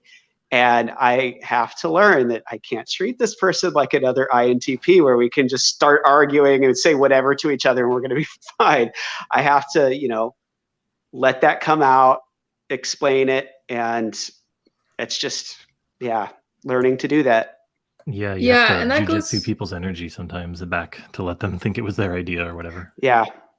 That is true. Yeah. And that goes back to how TI can sometimes look like NI in certain situations. So what Tim was saying was like, he can already predict where your thoughts are going to be going down. So with TI, when it's thought through something enough, it kind of understands where you can take a thought. So you can take a thought this way, or you can take a thought that way. Okay, you're not taking that thought that way. It must mean that you're taking that thought that way. I already know where it's going. So it can sound like NI-ish in how it can like see how things will play out, but it's in regards to thoughts and beliefs, which is more of a TI territory. Yeah, because TI is good at understanding like thought patterns and like what is a accurate thought pattern, what is an inaccurate thought pattern. So it notices when you don't have clean logic, because like what TI does is that it defrags bad code in your mind. So if something doesn't make sense, it'll try to like clean it. and so it notices bad code. I call it error checking software. Like my wife and I, like if we have enough of a rapport that sometimes I'll say, look, I have an idea and I just have to tell you I've already done the error checking on it. Just like trust me on this. You've told me before you don't want to see all the work. Just trust me, okay? And if you have someone like that like respects you enough to do that, it's great as an INTP. But it takes a long while to build that like level of trust and stuff. Yeah. That is an amazing word. Yeah, I just had an insight about why somebody might think that Spacey or any of us has more introverted feeling than we do. We can do that same kind of like error checking or diagnostic kind of thing. We can get inside people's heads and look at the world from their point of view and basically say, what stimulus would cause, or what software would behave that way from a stimulus and response standpoint, right? So if we learn about type and we learn a little bit about how the other 15 types are wired, we can. It might seem like empathy to other people, but it's really not. It's cognitive empathy. It's doing this very stimulative response thing and then putting that in the computer and combining that with what we know about type. It's cognitive empathy. It's not I feel your pain empathy. Yeah, Exactly. TI is like, what thought brought you to that thought? Like, yeah, tracing back the thoughts that could lead to that. Following the cord to the wall, I call it, yeah. Yeah. Yeah. Mm-hmm. And so do you like to use SI? Or how do you use it?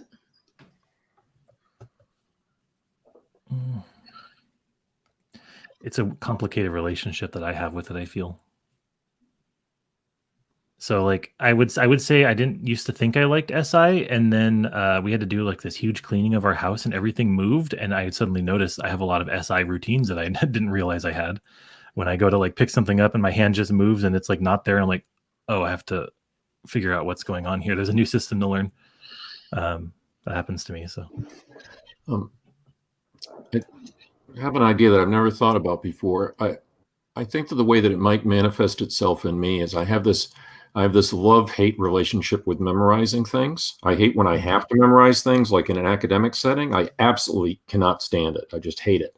But like in my work life, some of the statistics type stuff that I've been doing for 25 years, it's just in my bones. So it allows me to use intuition and thinking in a way that I can't if I haven't memorized it, because it's like it can fuel it if that makes sense. So I don't enjoy the process of memorizing things, but I do enjoy the process of drawing upon certain specialties that over time I've memorized. And it seems to me there's some connection there. like when it's in the system, I'm assuming like you can pull it up, but like if it's just like a free floating thing, it's like probably harder to use or remember. Yeah, like I'm curious about this with you guys. If I think it's fun to do things like the New York Times crossword or like Jeopardy and stuff, but I don't think of that as intelligence. It just seems very strange to me that Like knowing memorization. trivia is associated, with that, because that's just not the way I'm wired. But again, I like that fuel that it can give me, that if I have, I think that's why I like working in my specialty areas as opposed to like breaking new ground and something new. Even though I might be curious about it, it's because I don't necessarily want to go through all that memorization that can fuel the brainstorming. Mm-hmm. Yeah, absolutely. I hate memorizing. I basically can't. If I like, even if I want to, sometimes I just can't get something into my head. There's so many things that like a normal adult is supposed to know, like what number of months are, like what order they're in. I just like have to look it up every time or like stuff like that. But Josh, I'm guessing despite your resistance to memorize things, there are certain things in your specialty that you know like the back of your hand, right? Yeah, exactly. Like I could list off like 100 different board game designers and all the games they've made, because it's just like it all makes sense in like a system to me. Like this person makes this type of game, so like I can remember it through that. It's remembering the logic that got me there. It's not remembering the thing itself. And that's kind of what I was saying earlier about how like when you have TI, you get a lot of negative feedback. I think it's because like that type of logic is hard to explain to people who haven't thought that way very often. So they just discount it basically. Yeah. If you can find a way to put it in your framework, you can remember it better. Exactly. Yeah. Mm-hmm. I mean, I like to use SI to just get lost in sensory experiences. It's like if I'm listening to music or something like that, I can hear like melodies refracting off of melodies. It's like that scene in Ant-Man or whatever where he shrinks too much, and he keeps getting smaller and smaller and smaller as he falls into the atoms and further. And it's kind of like that with SI if I'm like listening to like the right kind of music or something, and I can just get lost in it, and it puts me in like a mental space that's really enjoyable. Yeah, and Spacey's using SI as he explains SI because he talked about a movie reference from Ant-Man. And basically what SI does is it compares and contrasts like concrete things that you've seen before to now. So now that he's bringing up references, like very obscure references that very few people know about is very SI, like very esoteric references. Mm-hmm. Yeah, I noticed a long time ago when I was younger that like the main thing I sought when I was like enjoying my friends is that they knew what references I knew, and then I could pull them out and like entertain people by pulling out the reference that they might like. And that's why it was always so hard to get into like a new group, because I'm like, oh, I have no idea what movies have they seen, what like music do they like, what everything else, who knows? And it's just like that can feel overwhelming. So I guess that's like a crutch of SI. That makes sense. How about you, Tim? I like SI. I would say I like it in other people though more than I like it. I mean, I like it in myself, but when I feel like NE and SI are, they're this continuum that works together. And for me, I'm always pushing myself more toward NE. I think that SI, like it's a part of me and I like it and I use it, but I'm not actively trying to encourage myself to do more. Because I think that I think I more naturally fall toward SI. So it's not a growth path for me to do that. That's me personally. Yeah. How to love your INTP, take them out of their habits and routines and bring them out into the world to do something they might like. Right. Yeah. Any other thoughts on SI, everyone? Mm-hmm.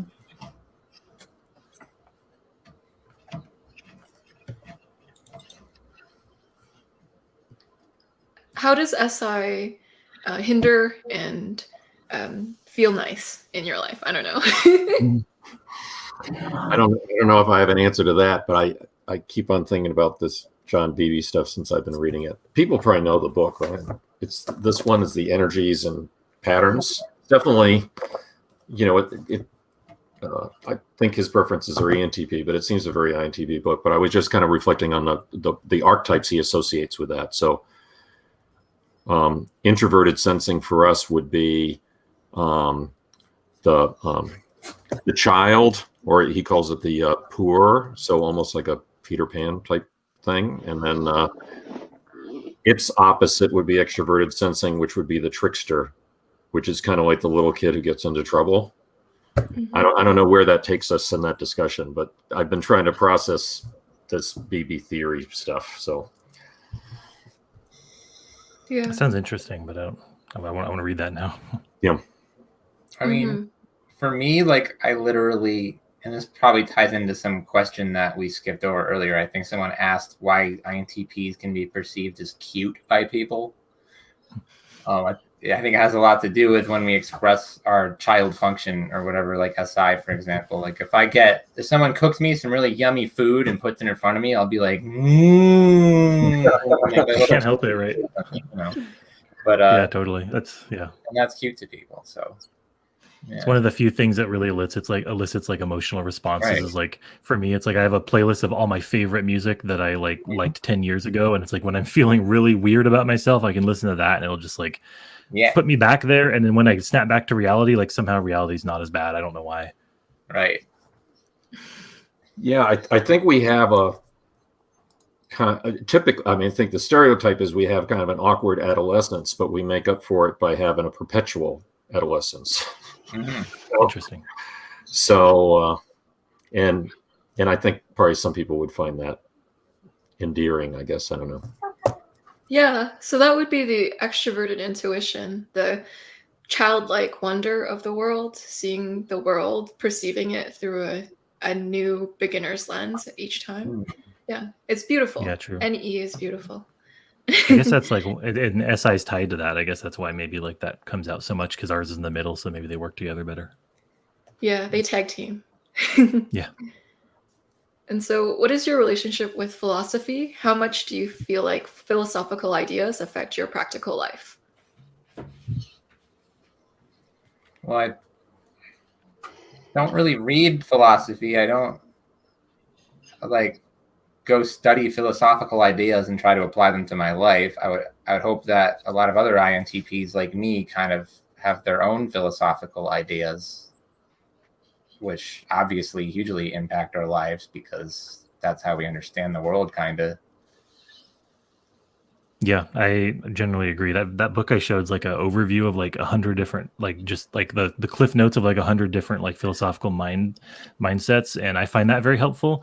Like when I was younger, I would just spend like days on Wikipedia looking up like every philosophy article that just linked one after another. But I definitely was in data gathering mode, and yeah, like you're saying, Spacey, like as I'm maturing, like it's more that I have little bits of like many different philosophies that I like incorporate, and I think that especially like maybe like SI first and second types kind of puts them off, because like they're like, oh, you don't be a fence sitter, like pick one. But it's like, well, I'm picking a fusion, and then there's really nothing that you can do about that, because that's the only thing that makes sense, because nobody's ever 100% right. So But you're right that you do kind of at least have to have like the cliff notes of kind of what all the philosophers were saying in order to talk about it with other people, and it becomes the whole thing. But if I like suddenly came into money or something like that when I was younger, I probably would have gotten a PhD in philosophy. So I would have gone completely down that rabbit hole. But I'm also relating to what Spacey is saying, because the thing is the way philosophy tends to be. I think doing philosophy is right, a very INTP thing, right? Yeah. So it's natural, yeah. So if you develop a kinship, almost friendship with a philosopher, then that's a very INTP thing to do. But the way philosophy tends to be taught is the parade of philosophers, which can be incredibly dry. And if it's just kind of like, oh, I'm doing philosophy because I have to memorize what Descartes said and then what Kant said, then that's like not interesting at all. Terrible. But I think that most, having read a lot of philosophy, I think a substantial fraction of philosophers are INTP. I mean, it's probably more than half, 2/3, even more than that. I mean, it's just a huge number. You just read it and tell. Yeah, exactly. I was going to say, and I think a lot of INTPs who are like in history have philosophical notions that bleed out no matter what they are. And like it kind of like Lincoln's a good example. Like he's typed INTP a lot, and he has a lot of like philosophy that came out as part of his presidency, but like he wasn't like a philosopher, you know what I mean? Yeah. Yeah, Hi, I Joel. think that. Hello. Can you hear us? I think, yeah, I got you guys. Can you hear me? Yeah, we can hear you. Yeah. Cool. Yeah. Great, So this is Warmest Robot Yeah. from Twitter. Cool. I showed up in like 20 minutes probably left, but figured I'd make what I could. Yeah, we're glad to have you. We're talking about philosophy and INTPs. Yeah. Oh, that's a little on the nose. I know, really. Good time to join. Yeah. Do you have any thoughts? Well, I mean, so I've taken 3 philosophy courses at 2 different community colleges, and so I guess that's where I would start. I took a 101 course, just Intro to Philosophy, and then Philosophy 122. It was God, Mind, and Matter, and both of those were with. He's like a best friend to me now. We've hung out since I had class with him years ago. His name's David R. Bishop, and I took those 2 courses with him at Pima Community College here in Tucson, and yeah, he's like my best friend now. And he doesn't call it his retirement; he calls it his elderhood. So he's like 7 or 8 years into that, and then Ann Arbor. I went to Washtenaw and I took Philosophy 200, which was existentialism, with John Cantu.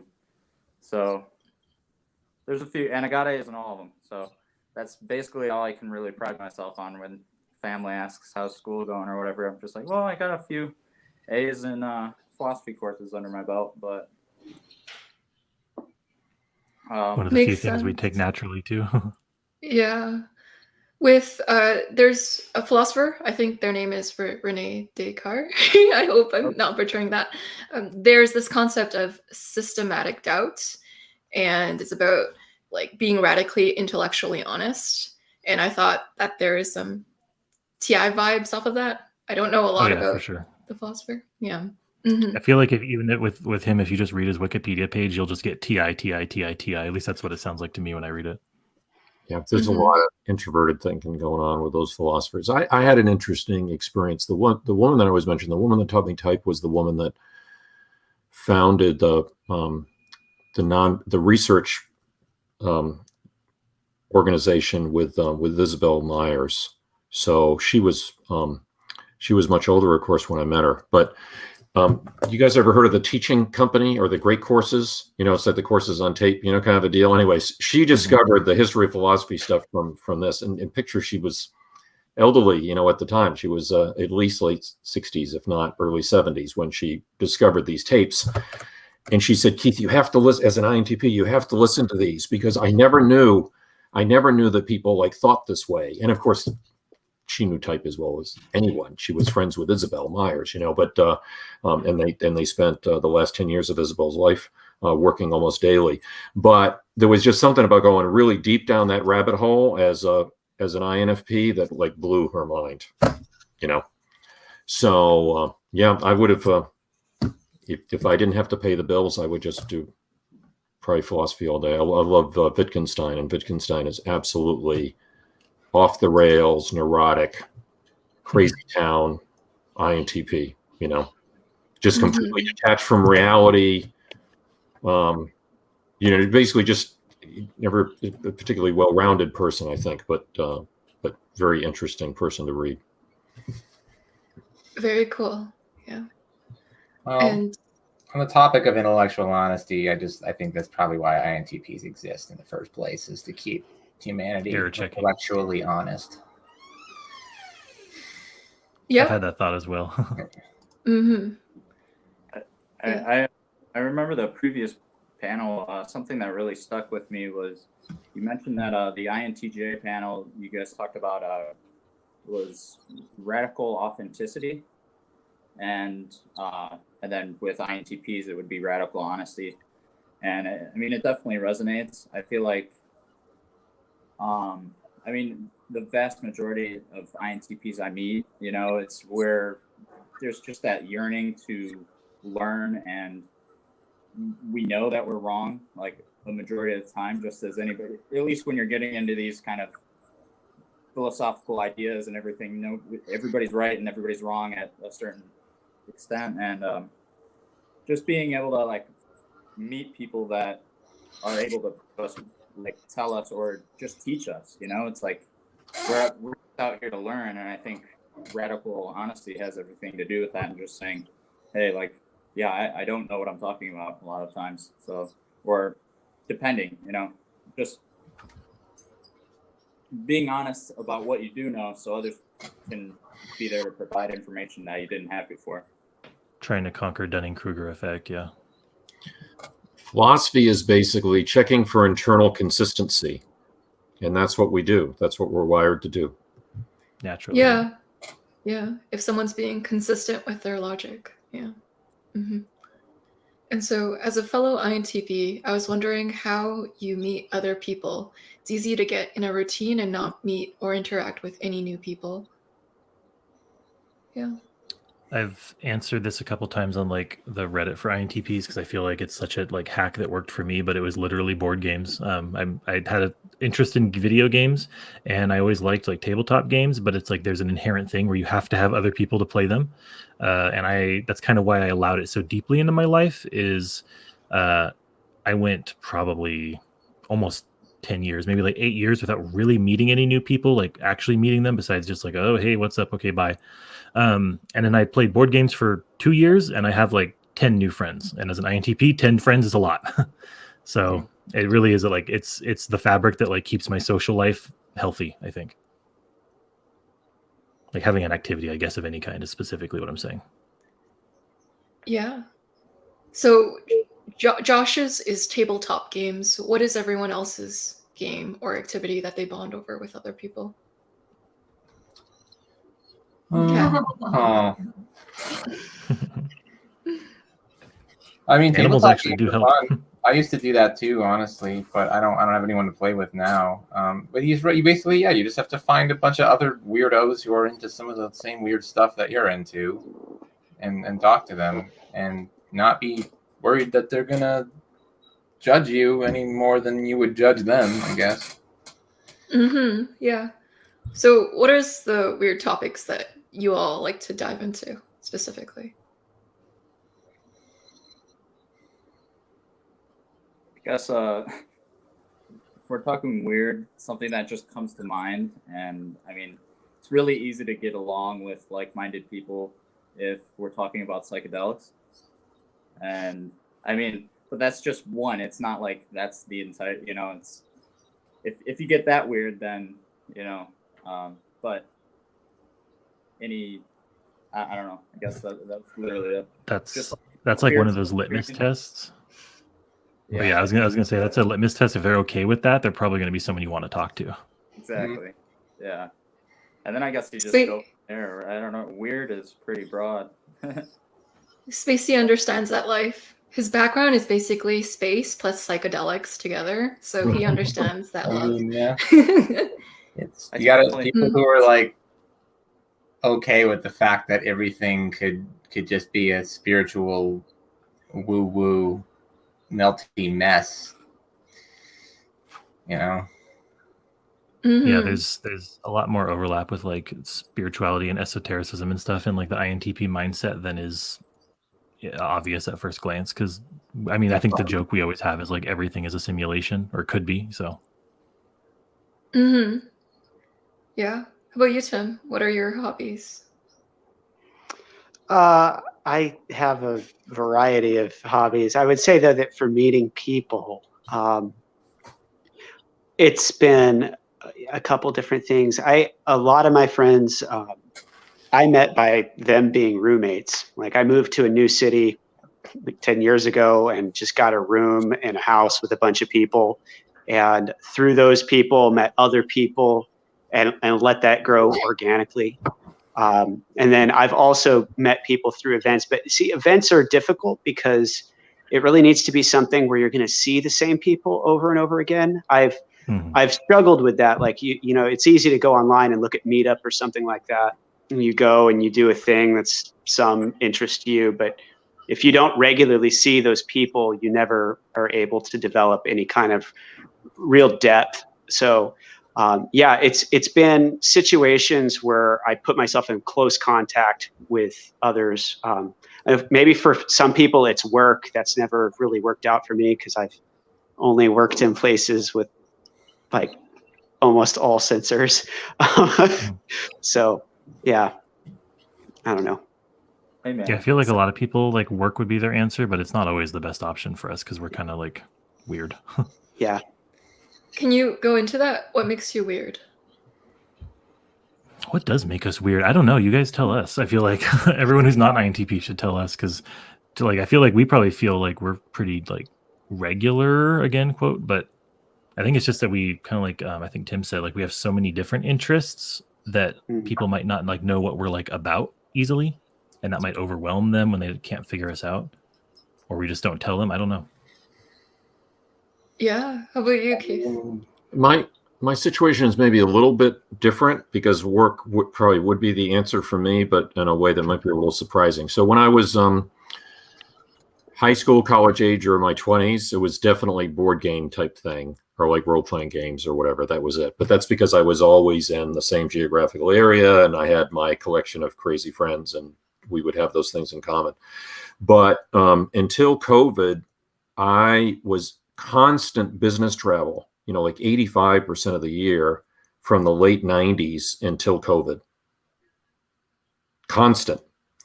But I would hit some of the same cities, some international, some domestic.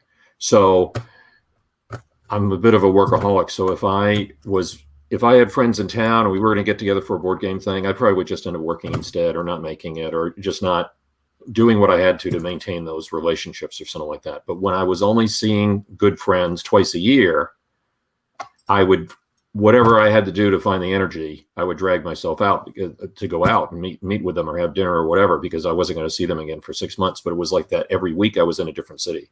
So it was almost manic kind of now not every night, obviously, but like one night a week, I would be making every effort to meet with those friends in that city, and then on to the next city, and then on to the next city. And it was like that for 25 years. So I have friends all over the world because of that.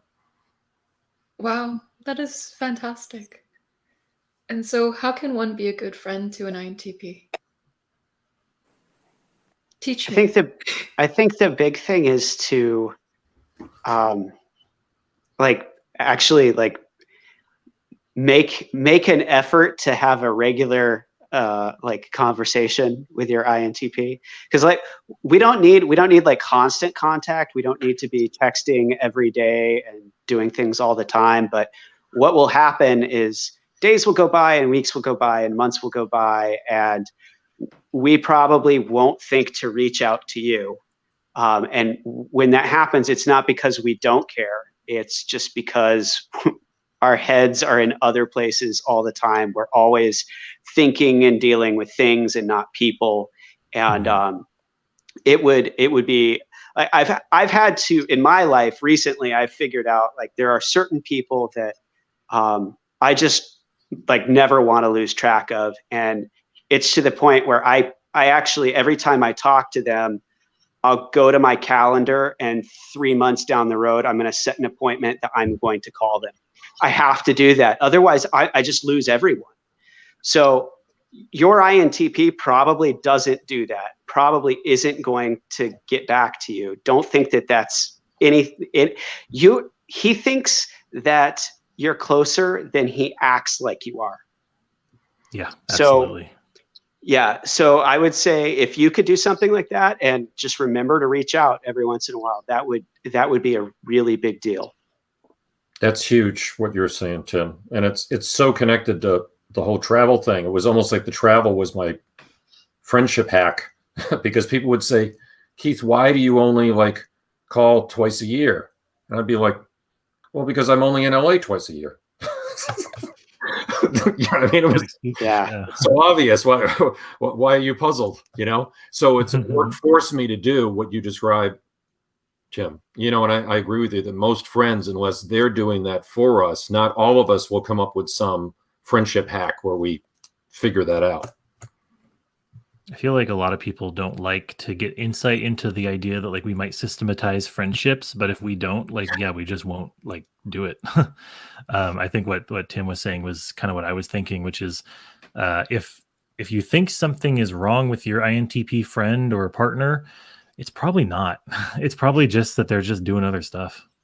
Yeah. They're just thinking about other things. Either just it's not nice to say this, but they're probably not thinking about you that much.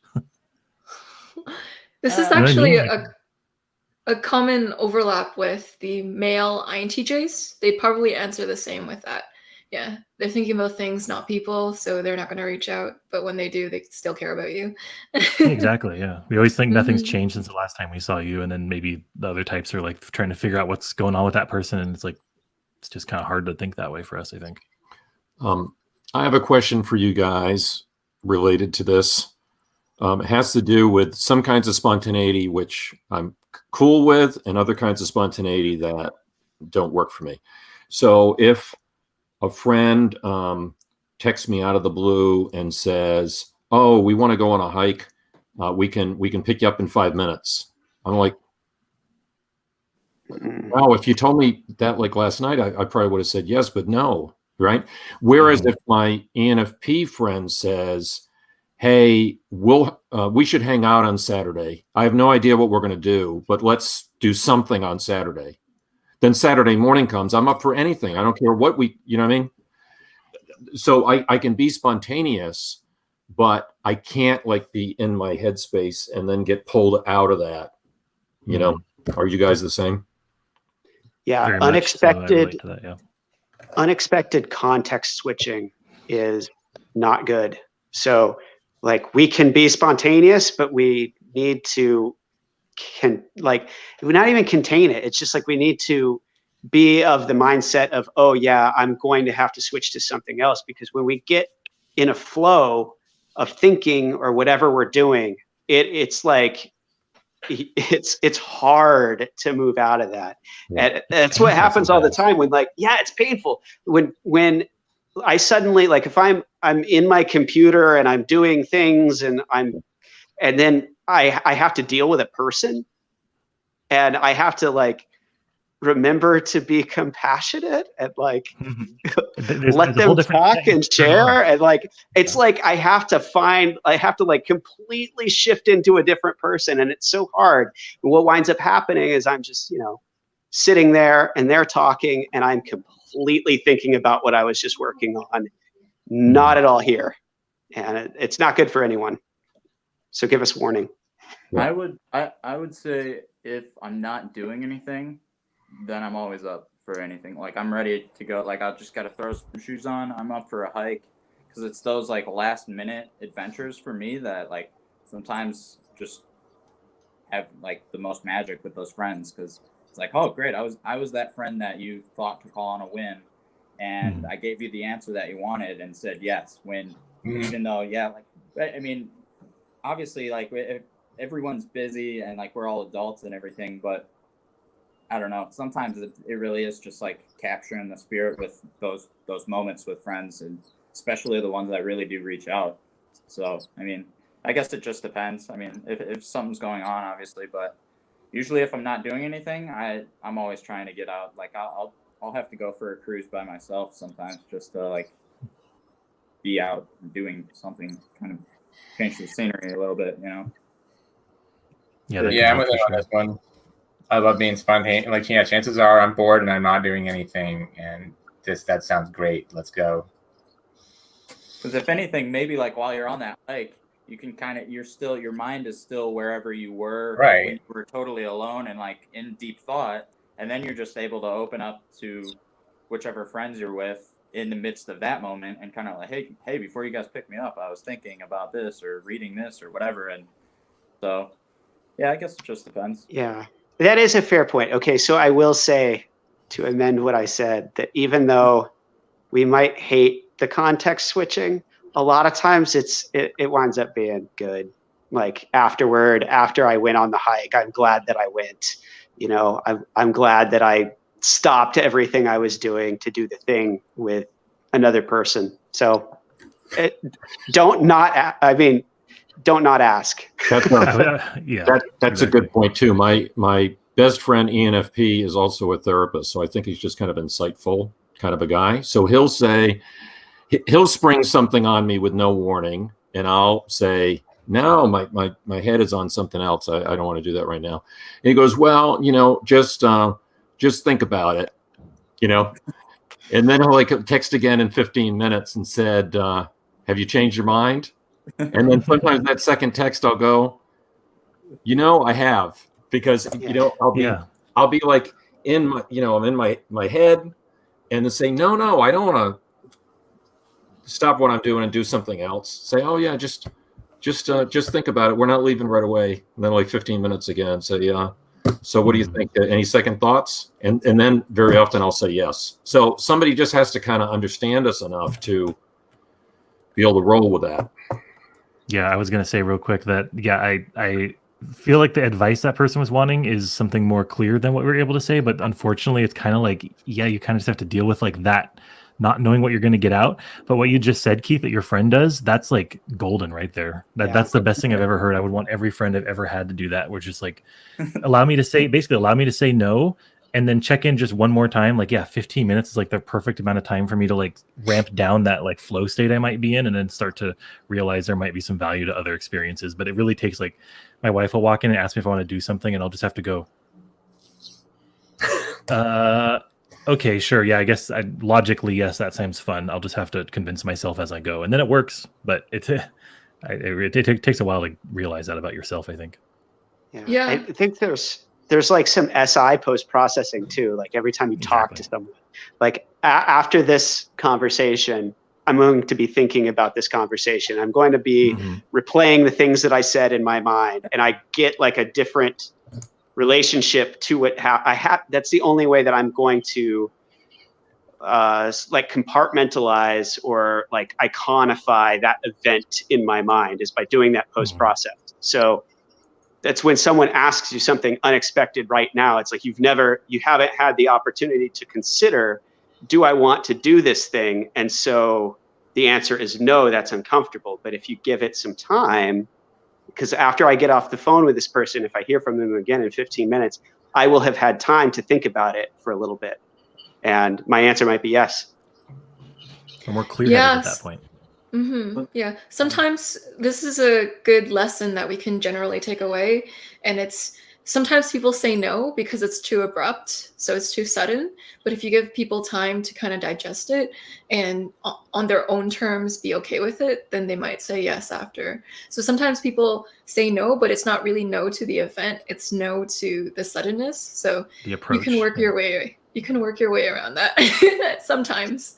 Yeah, and like, yeah, and you can help your INTP out by taking them out, even if their SI wants to stay in the same type of surrounding. Yeah, sometimes the biggest challenge might just be getting those shoes on. Yeah, exactly. Getting up off the couch sometimes, pulling the trigger I mentioned earlier, that's the hardest part a lot of times. Yeah, the first steps are the hardest. Yeah. I did want to touch on the question earlier about being a good friend to an INTP, if that's okay. Yeah. Yep, totally. Like that, I feel like just totally goes back to radical honesty. And this could be, in my mind, I feel like I've had this conversation with a lot of INTJs as well, is in terms of being a good friend, it's just don't sugarcoat things and just be, I feel like INTPs like to be that friend that we want you to know that you can trust us with anything that you would come to us with, and whether or not a friend wants us to rationalize things however we might or sort through them. I feel like just an open-mindedness and a complete openness and transparency to whatever somebody might be going through, and just being able to probe into exactly whatever their deep sentiments are, and not sugarcoating things and just telling us exactly what's up, and if there's ever any miscommunication or anything, it's just being straightforward and honest. And I feel like trusting your INTP or INTJ or really anyone with whatever information or whatever you go to a friend with. So yeah, I agree with that. Just not sugarcoating things, I guess, would be the short answer for being a good friend. Because it's like, I feel like a lot of times we're pretty understanding about literally anything, so long as we do know what's up. So I always think of I'd rather people tell me what I do need to hear rather than what they think I want to hear, because what I want to hear is what I need to hear. So yeah, I agree. Same for me. I've told a lot of friends, like, do not lie to me to protect my feelings. Please tell me exactly what you think, and even if it hurts me, I'll get over it in like 2 minutes once I can rationalize, or I'll disagree and we can talk about it. Yeah, that is the thinker way. Yeah, don't sugarcoat things with thinkers. Well, some might want it, but most don't. Something related to that is that if someone comes to you with a problem and they trust you to not sugarcoat just this kind of very analytical, logical assessment of what, in other words, if they're looking for a shoulder cry, and we're not perhaps the most empathetic option, but somebody wants to like dump a bunch of facts on us and have us in real time run it through the introverted thinking machinery, and they trust us to do that, and they sincerely want us to do that, not just talk about it, then that's a serious amount of trust that most of us probably only have with a half dozen people. I think we're always like seeking that, but I'm like big on the phrase good faith. Like you have to understand, like if an INTP respects you even a little bit, they're probably going to be acting in good faith like 99% of the time. And if you have that in your mind, I think you be less like offended by what we're trying to say and more like understanding what we're trying to like get at a lot of times. Yeah, good advice, good advice. And so what are your favorite topics and subjects where you let your TI go wild? Other than typology. I was going to say typology is a big one, yeah.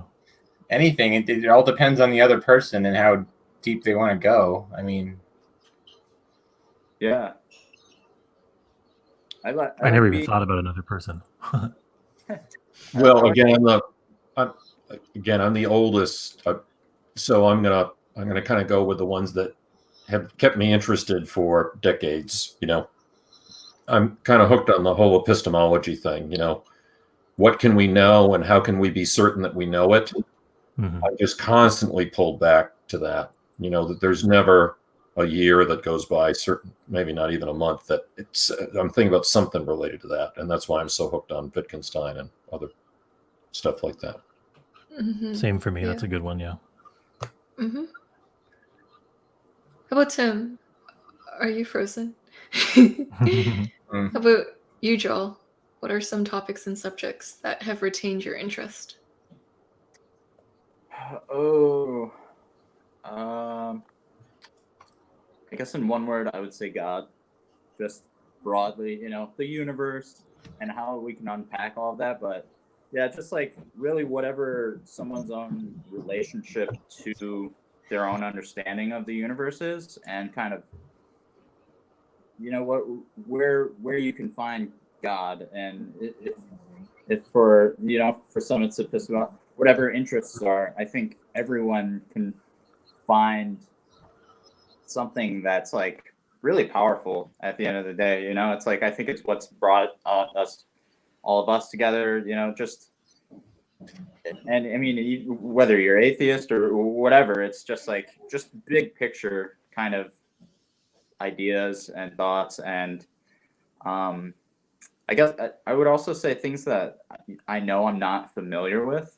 So when I have friends that I know are like, seem like really alternative, or there's something about them that like I know it just like wasn't a part of my upbringing or something, and just the older I get and the more kind of eccentric people I meet, the more I really want to expose myself to those eccentric people and let them know that like I'm there and I think they're cool. You know, it's like I want to meet people that I'm going to learn from, some, you know, not just the same run of the mill kind of, oh, same story, like cookie cutter, you know, things that we've all heard or seen. It's like when people are really just having their own experience, and it might come off as weird or whatever to others, to the eye, you know, I tend to try to go into those and put a lot of positive energy into those. And yeah, I guess, and all of that is one kind of testimony, you know, it's,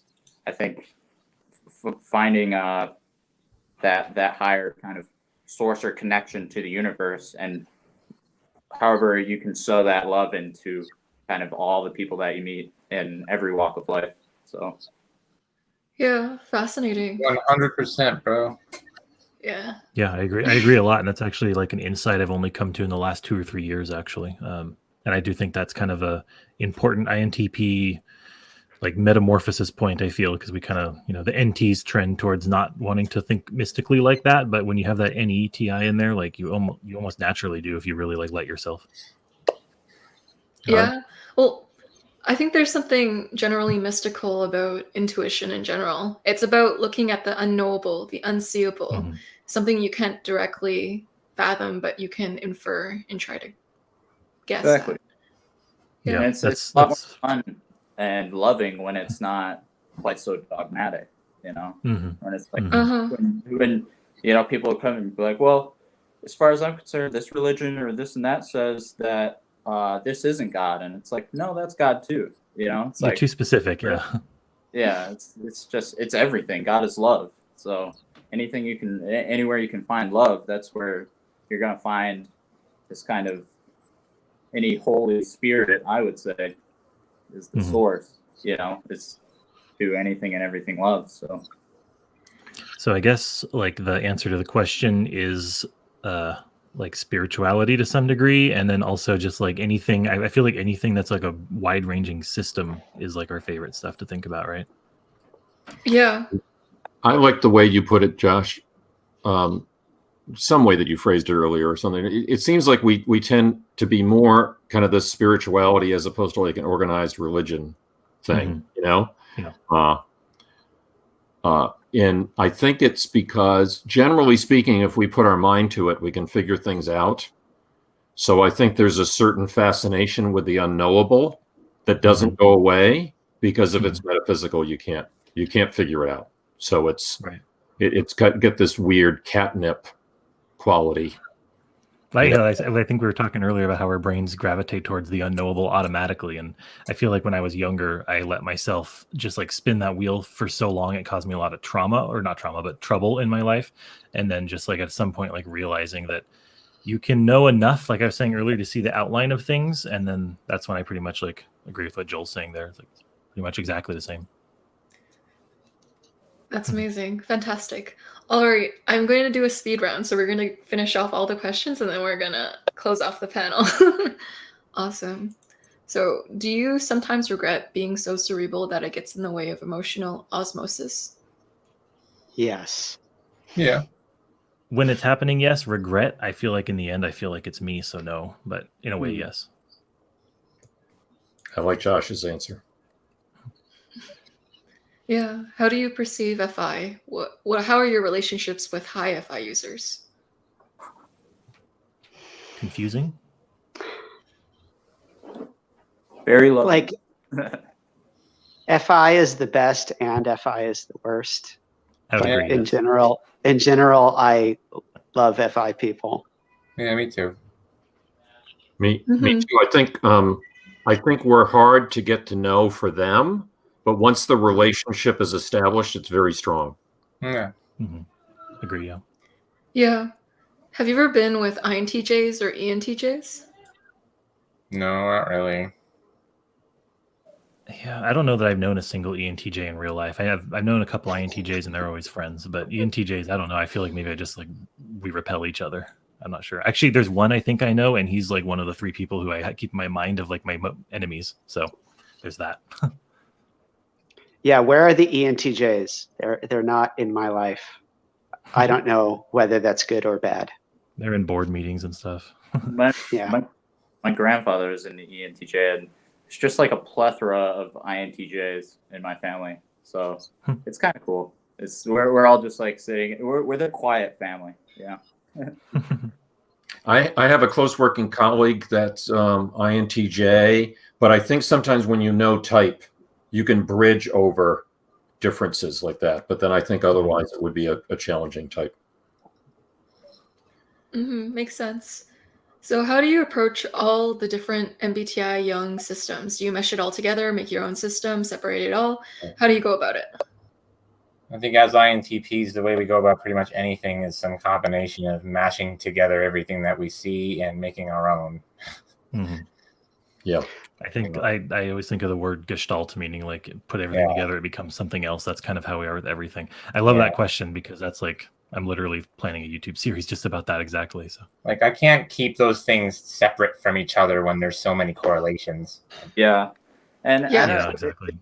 I find it funny when people are like, oh, that's such an INTP thing that you said that. And I'm like, well, I don't know. Maybe it was just a Joel thing, or maybe this thing that Joyce said was a Joyce thing, you know? But so it's definitely, I like to find patterns, but you can only really I was about to take say the universal truths, right? Yeah. So I'll be the dissenting opinion there and say that for me, these different frameworks, I've learned to resist the temptation of trying to combine them together because each one has a very specific ontology where certain categories have certain edges. And when you try to combine these different systems together, you wind up moving those edges slightly to make them fit. And in doing so, you lose a lot of the subtlety of the original systems. So I instead like to keep my systems separate, and I switch between them on a contextual basis. I actually can answer what fits my problem. I can answer the next question and respond to Tim's question. I do have conversations and debates with myself, and I always try to separate where I got the information I'm referencing, whether it was from like objective personality or like personality hacker or whatever. I try to keep them separate, but I do feel like I try to bring them together into, like I said, like universal truths. It's just really hard, and sometimes you have to, like Tim said, resist the urge or it gets all messed up. I have a weird answer to this one. I don't think I have conversations or debates with myself per se, but I can debate somebody else in their absence. Simulations. Like I can download a copy of their argument and debate that, but I'm not really debating myself. I'm engaging in debate in the absence of, if I can't brainstorm with them, then I can substitute for that. That makes a lot of sense. And so, how does SE Trickster affect your life? I think just being oblivious sometimes. Yeah. Like when something's literally right in front of your face and you're like, where's my phone? And it's like right there. Yeah, exactly. I guess my story from earlier about how like I reach for things and they're not there, that's to some degree like an SE failure, but it's an SI I'm usually relying on. So I guess that's probably what I'd say. I have a BB thing to mention about extroverted sensing, trickster, that I would have never thought of until recently. Extroverted sensing can also be like a money thing, because money is very much tied to the world. You know what I mean? So earning money, spending money, and so on, that can be like an extroverted sensing thing. So so how that manifests in an INTP, I'm not sure, but I'm sure there's something there. True. And so if an INTP has a crush on someone, how will they act or behave or talk to their crush? What are their signs? Tim, do you want to take the torch? Well, I guess it really depends on the context, right? Like that's like an INTP can exist in so many different types of life or whatever. If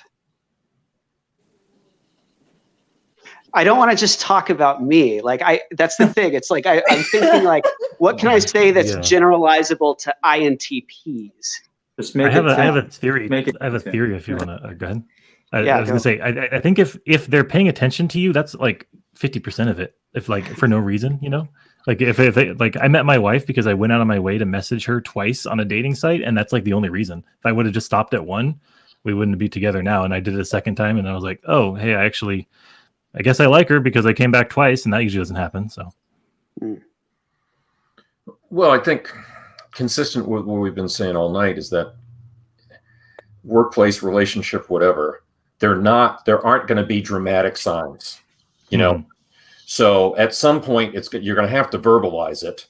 You're just going to have to find a way to break the ice and verbalize it, I think I had a tweet at some point that it was like, INTPs got that third grade Valentine loving or something like that. And it was like, pretty much just like what I think could be the most like emotionally mature, grown adult way to show like love and affection or whatever. It like literally looks like a candygram or something. And, it's like, I think it's going to do so great. And, commitment was enough for me. And I just give this candygram. I'm like, everything you need is in this little candygram. And then it's so much more complicated than that a lot of times. But yeah, if an INTP like writes you a love note, you can trust that usually. Yeah. It really just depends who, like when the candygram goes really far and it's like a girl who tapes it on her wall or something. That's when you've struck gold. Awesome. And so, would you say that your NE makes you feel less J-ish than say ISTP or ISFP? I think INTPs are very like P. I think what I see P as is NE or SE. And NE and SE have qualities that kind of blur into each other too. Like there's a distractibility, shiny object syndrome, basically. Yeah, and a youthful quality to it. So, Keith was saying that he feels like an eternal an eternal child inside, and that's the NE. Yeah. So I'd say they're just as P because of the youthfulness. Yeah. I think if you get deep in our psyche, you might notice that first judging function maybe a little bit more, but like we don't really project that like ever. So, and we usually refuse like locking down things. So, yeah, makes sense. And do you think there are areas of the human experience where there is no pattern? Basically, it's not TI-able? If so, what would that be? Yes. I like the question a lot. I don't know. Like, I feel like nothing is TI-able sometimes, you know, but then we can actually TI up and get all into it. But, you know, it's I was going to say yes and no. Pull the rug out from under everything sometimes and think like, whoa, what is it if we don't have the Jungian functions? And, you know, it's like, what's left? And I think that's really important because it kind of helps us appreciate what we do have with a TI able or whatever is TI, you know, but I don't know. Well, I think this is related to what you were saying, Joel, earlier. You know, I think the unknowable, the spiritual, the metaphysical is the not TI-able.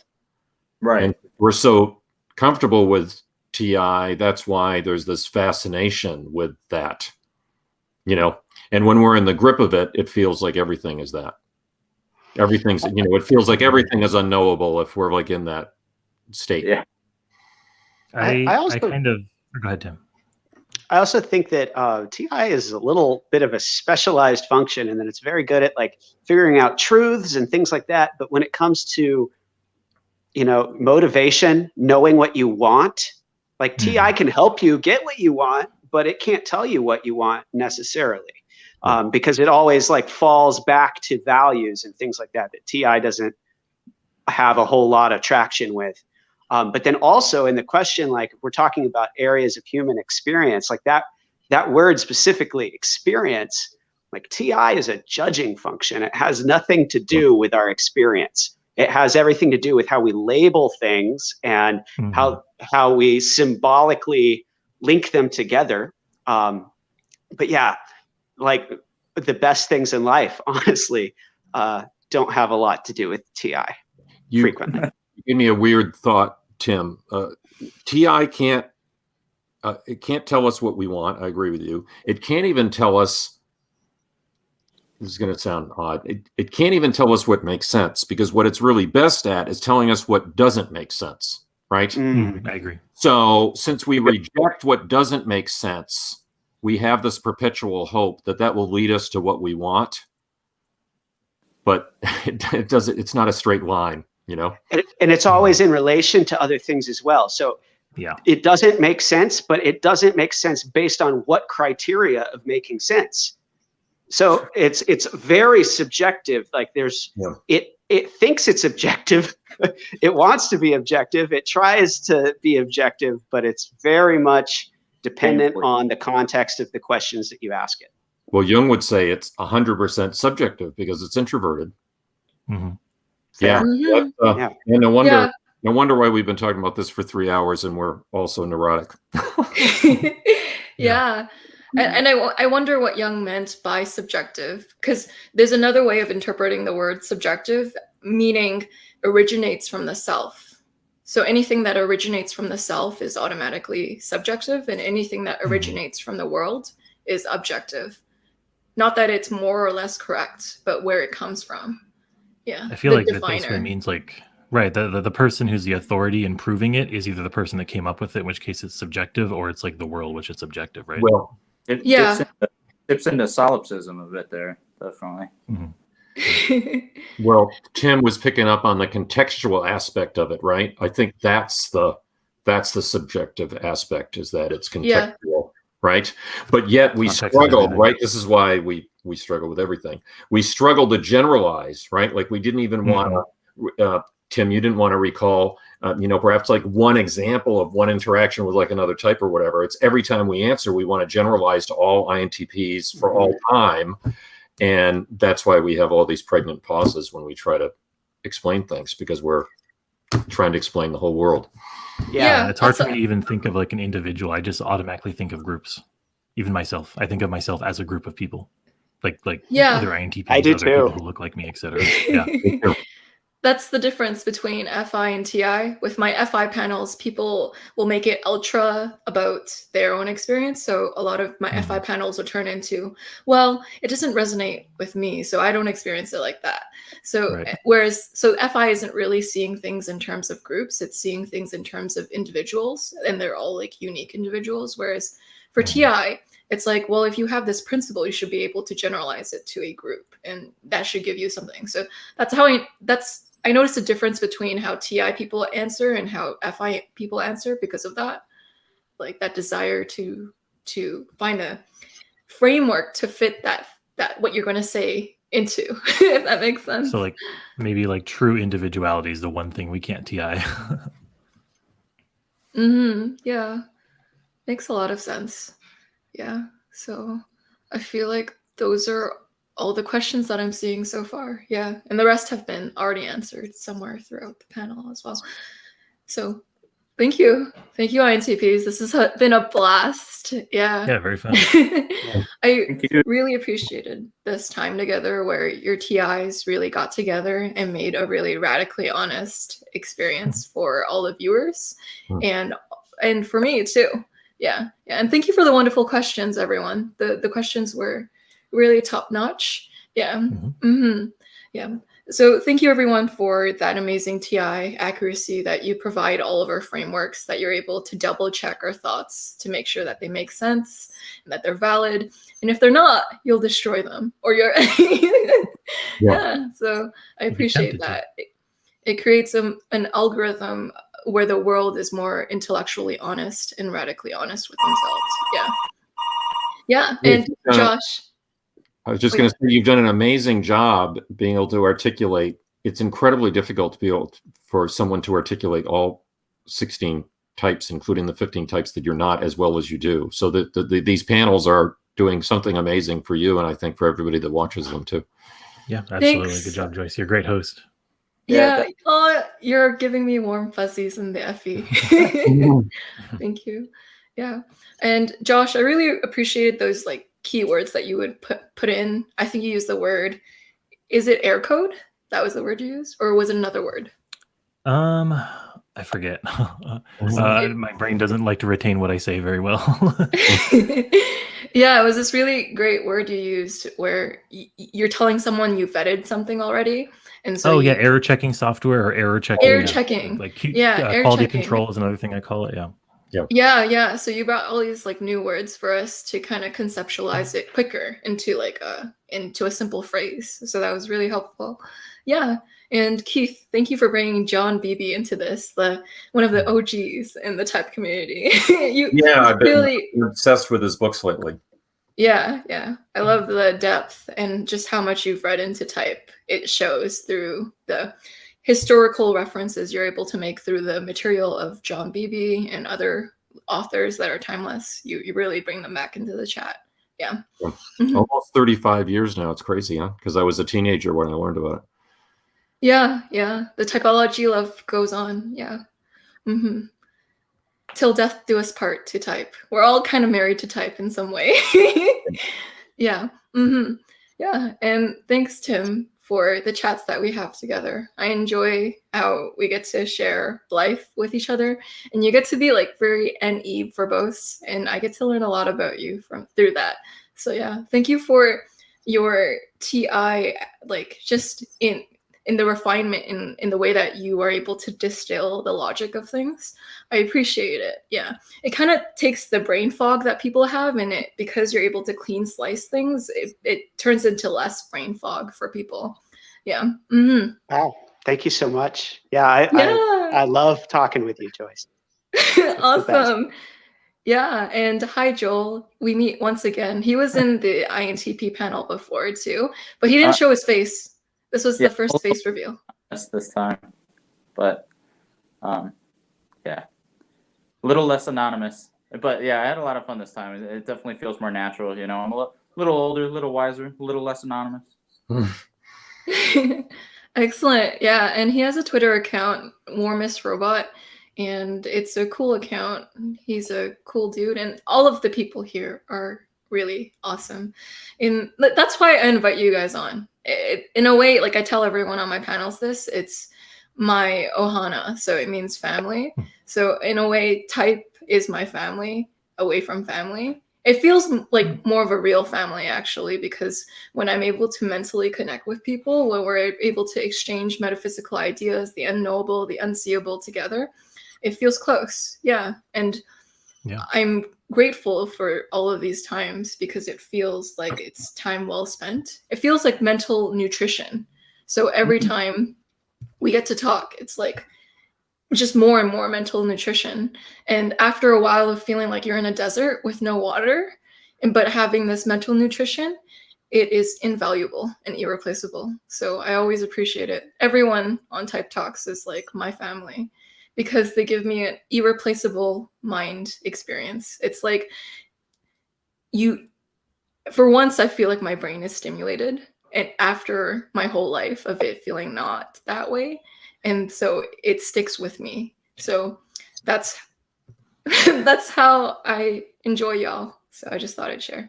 And thank you everyone for watching, and we'll see you all in the next video.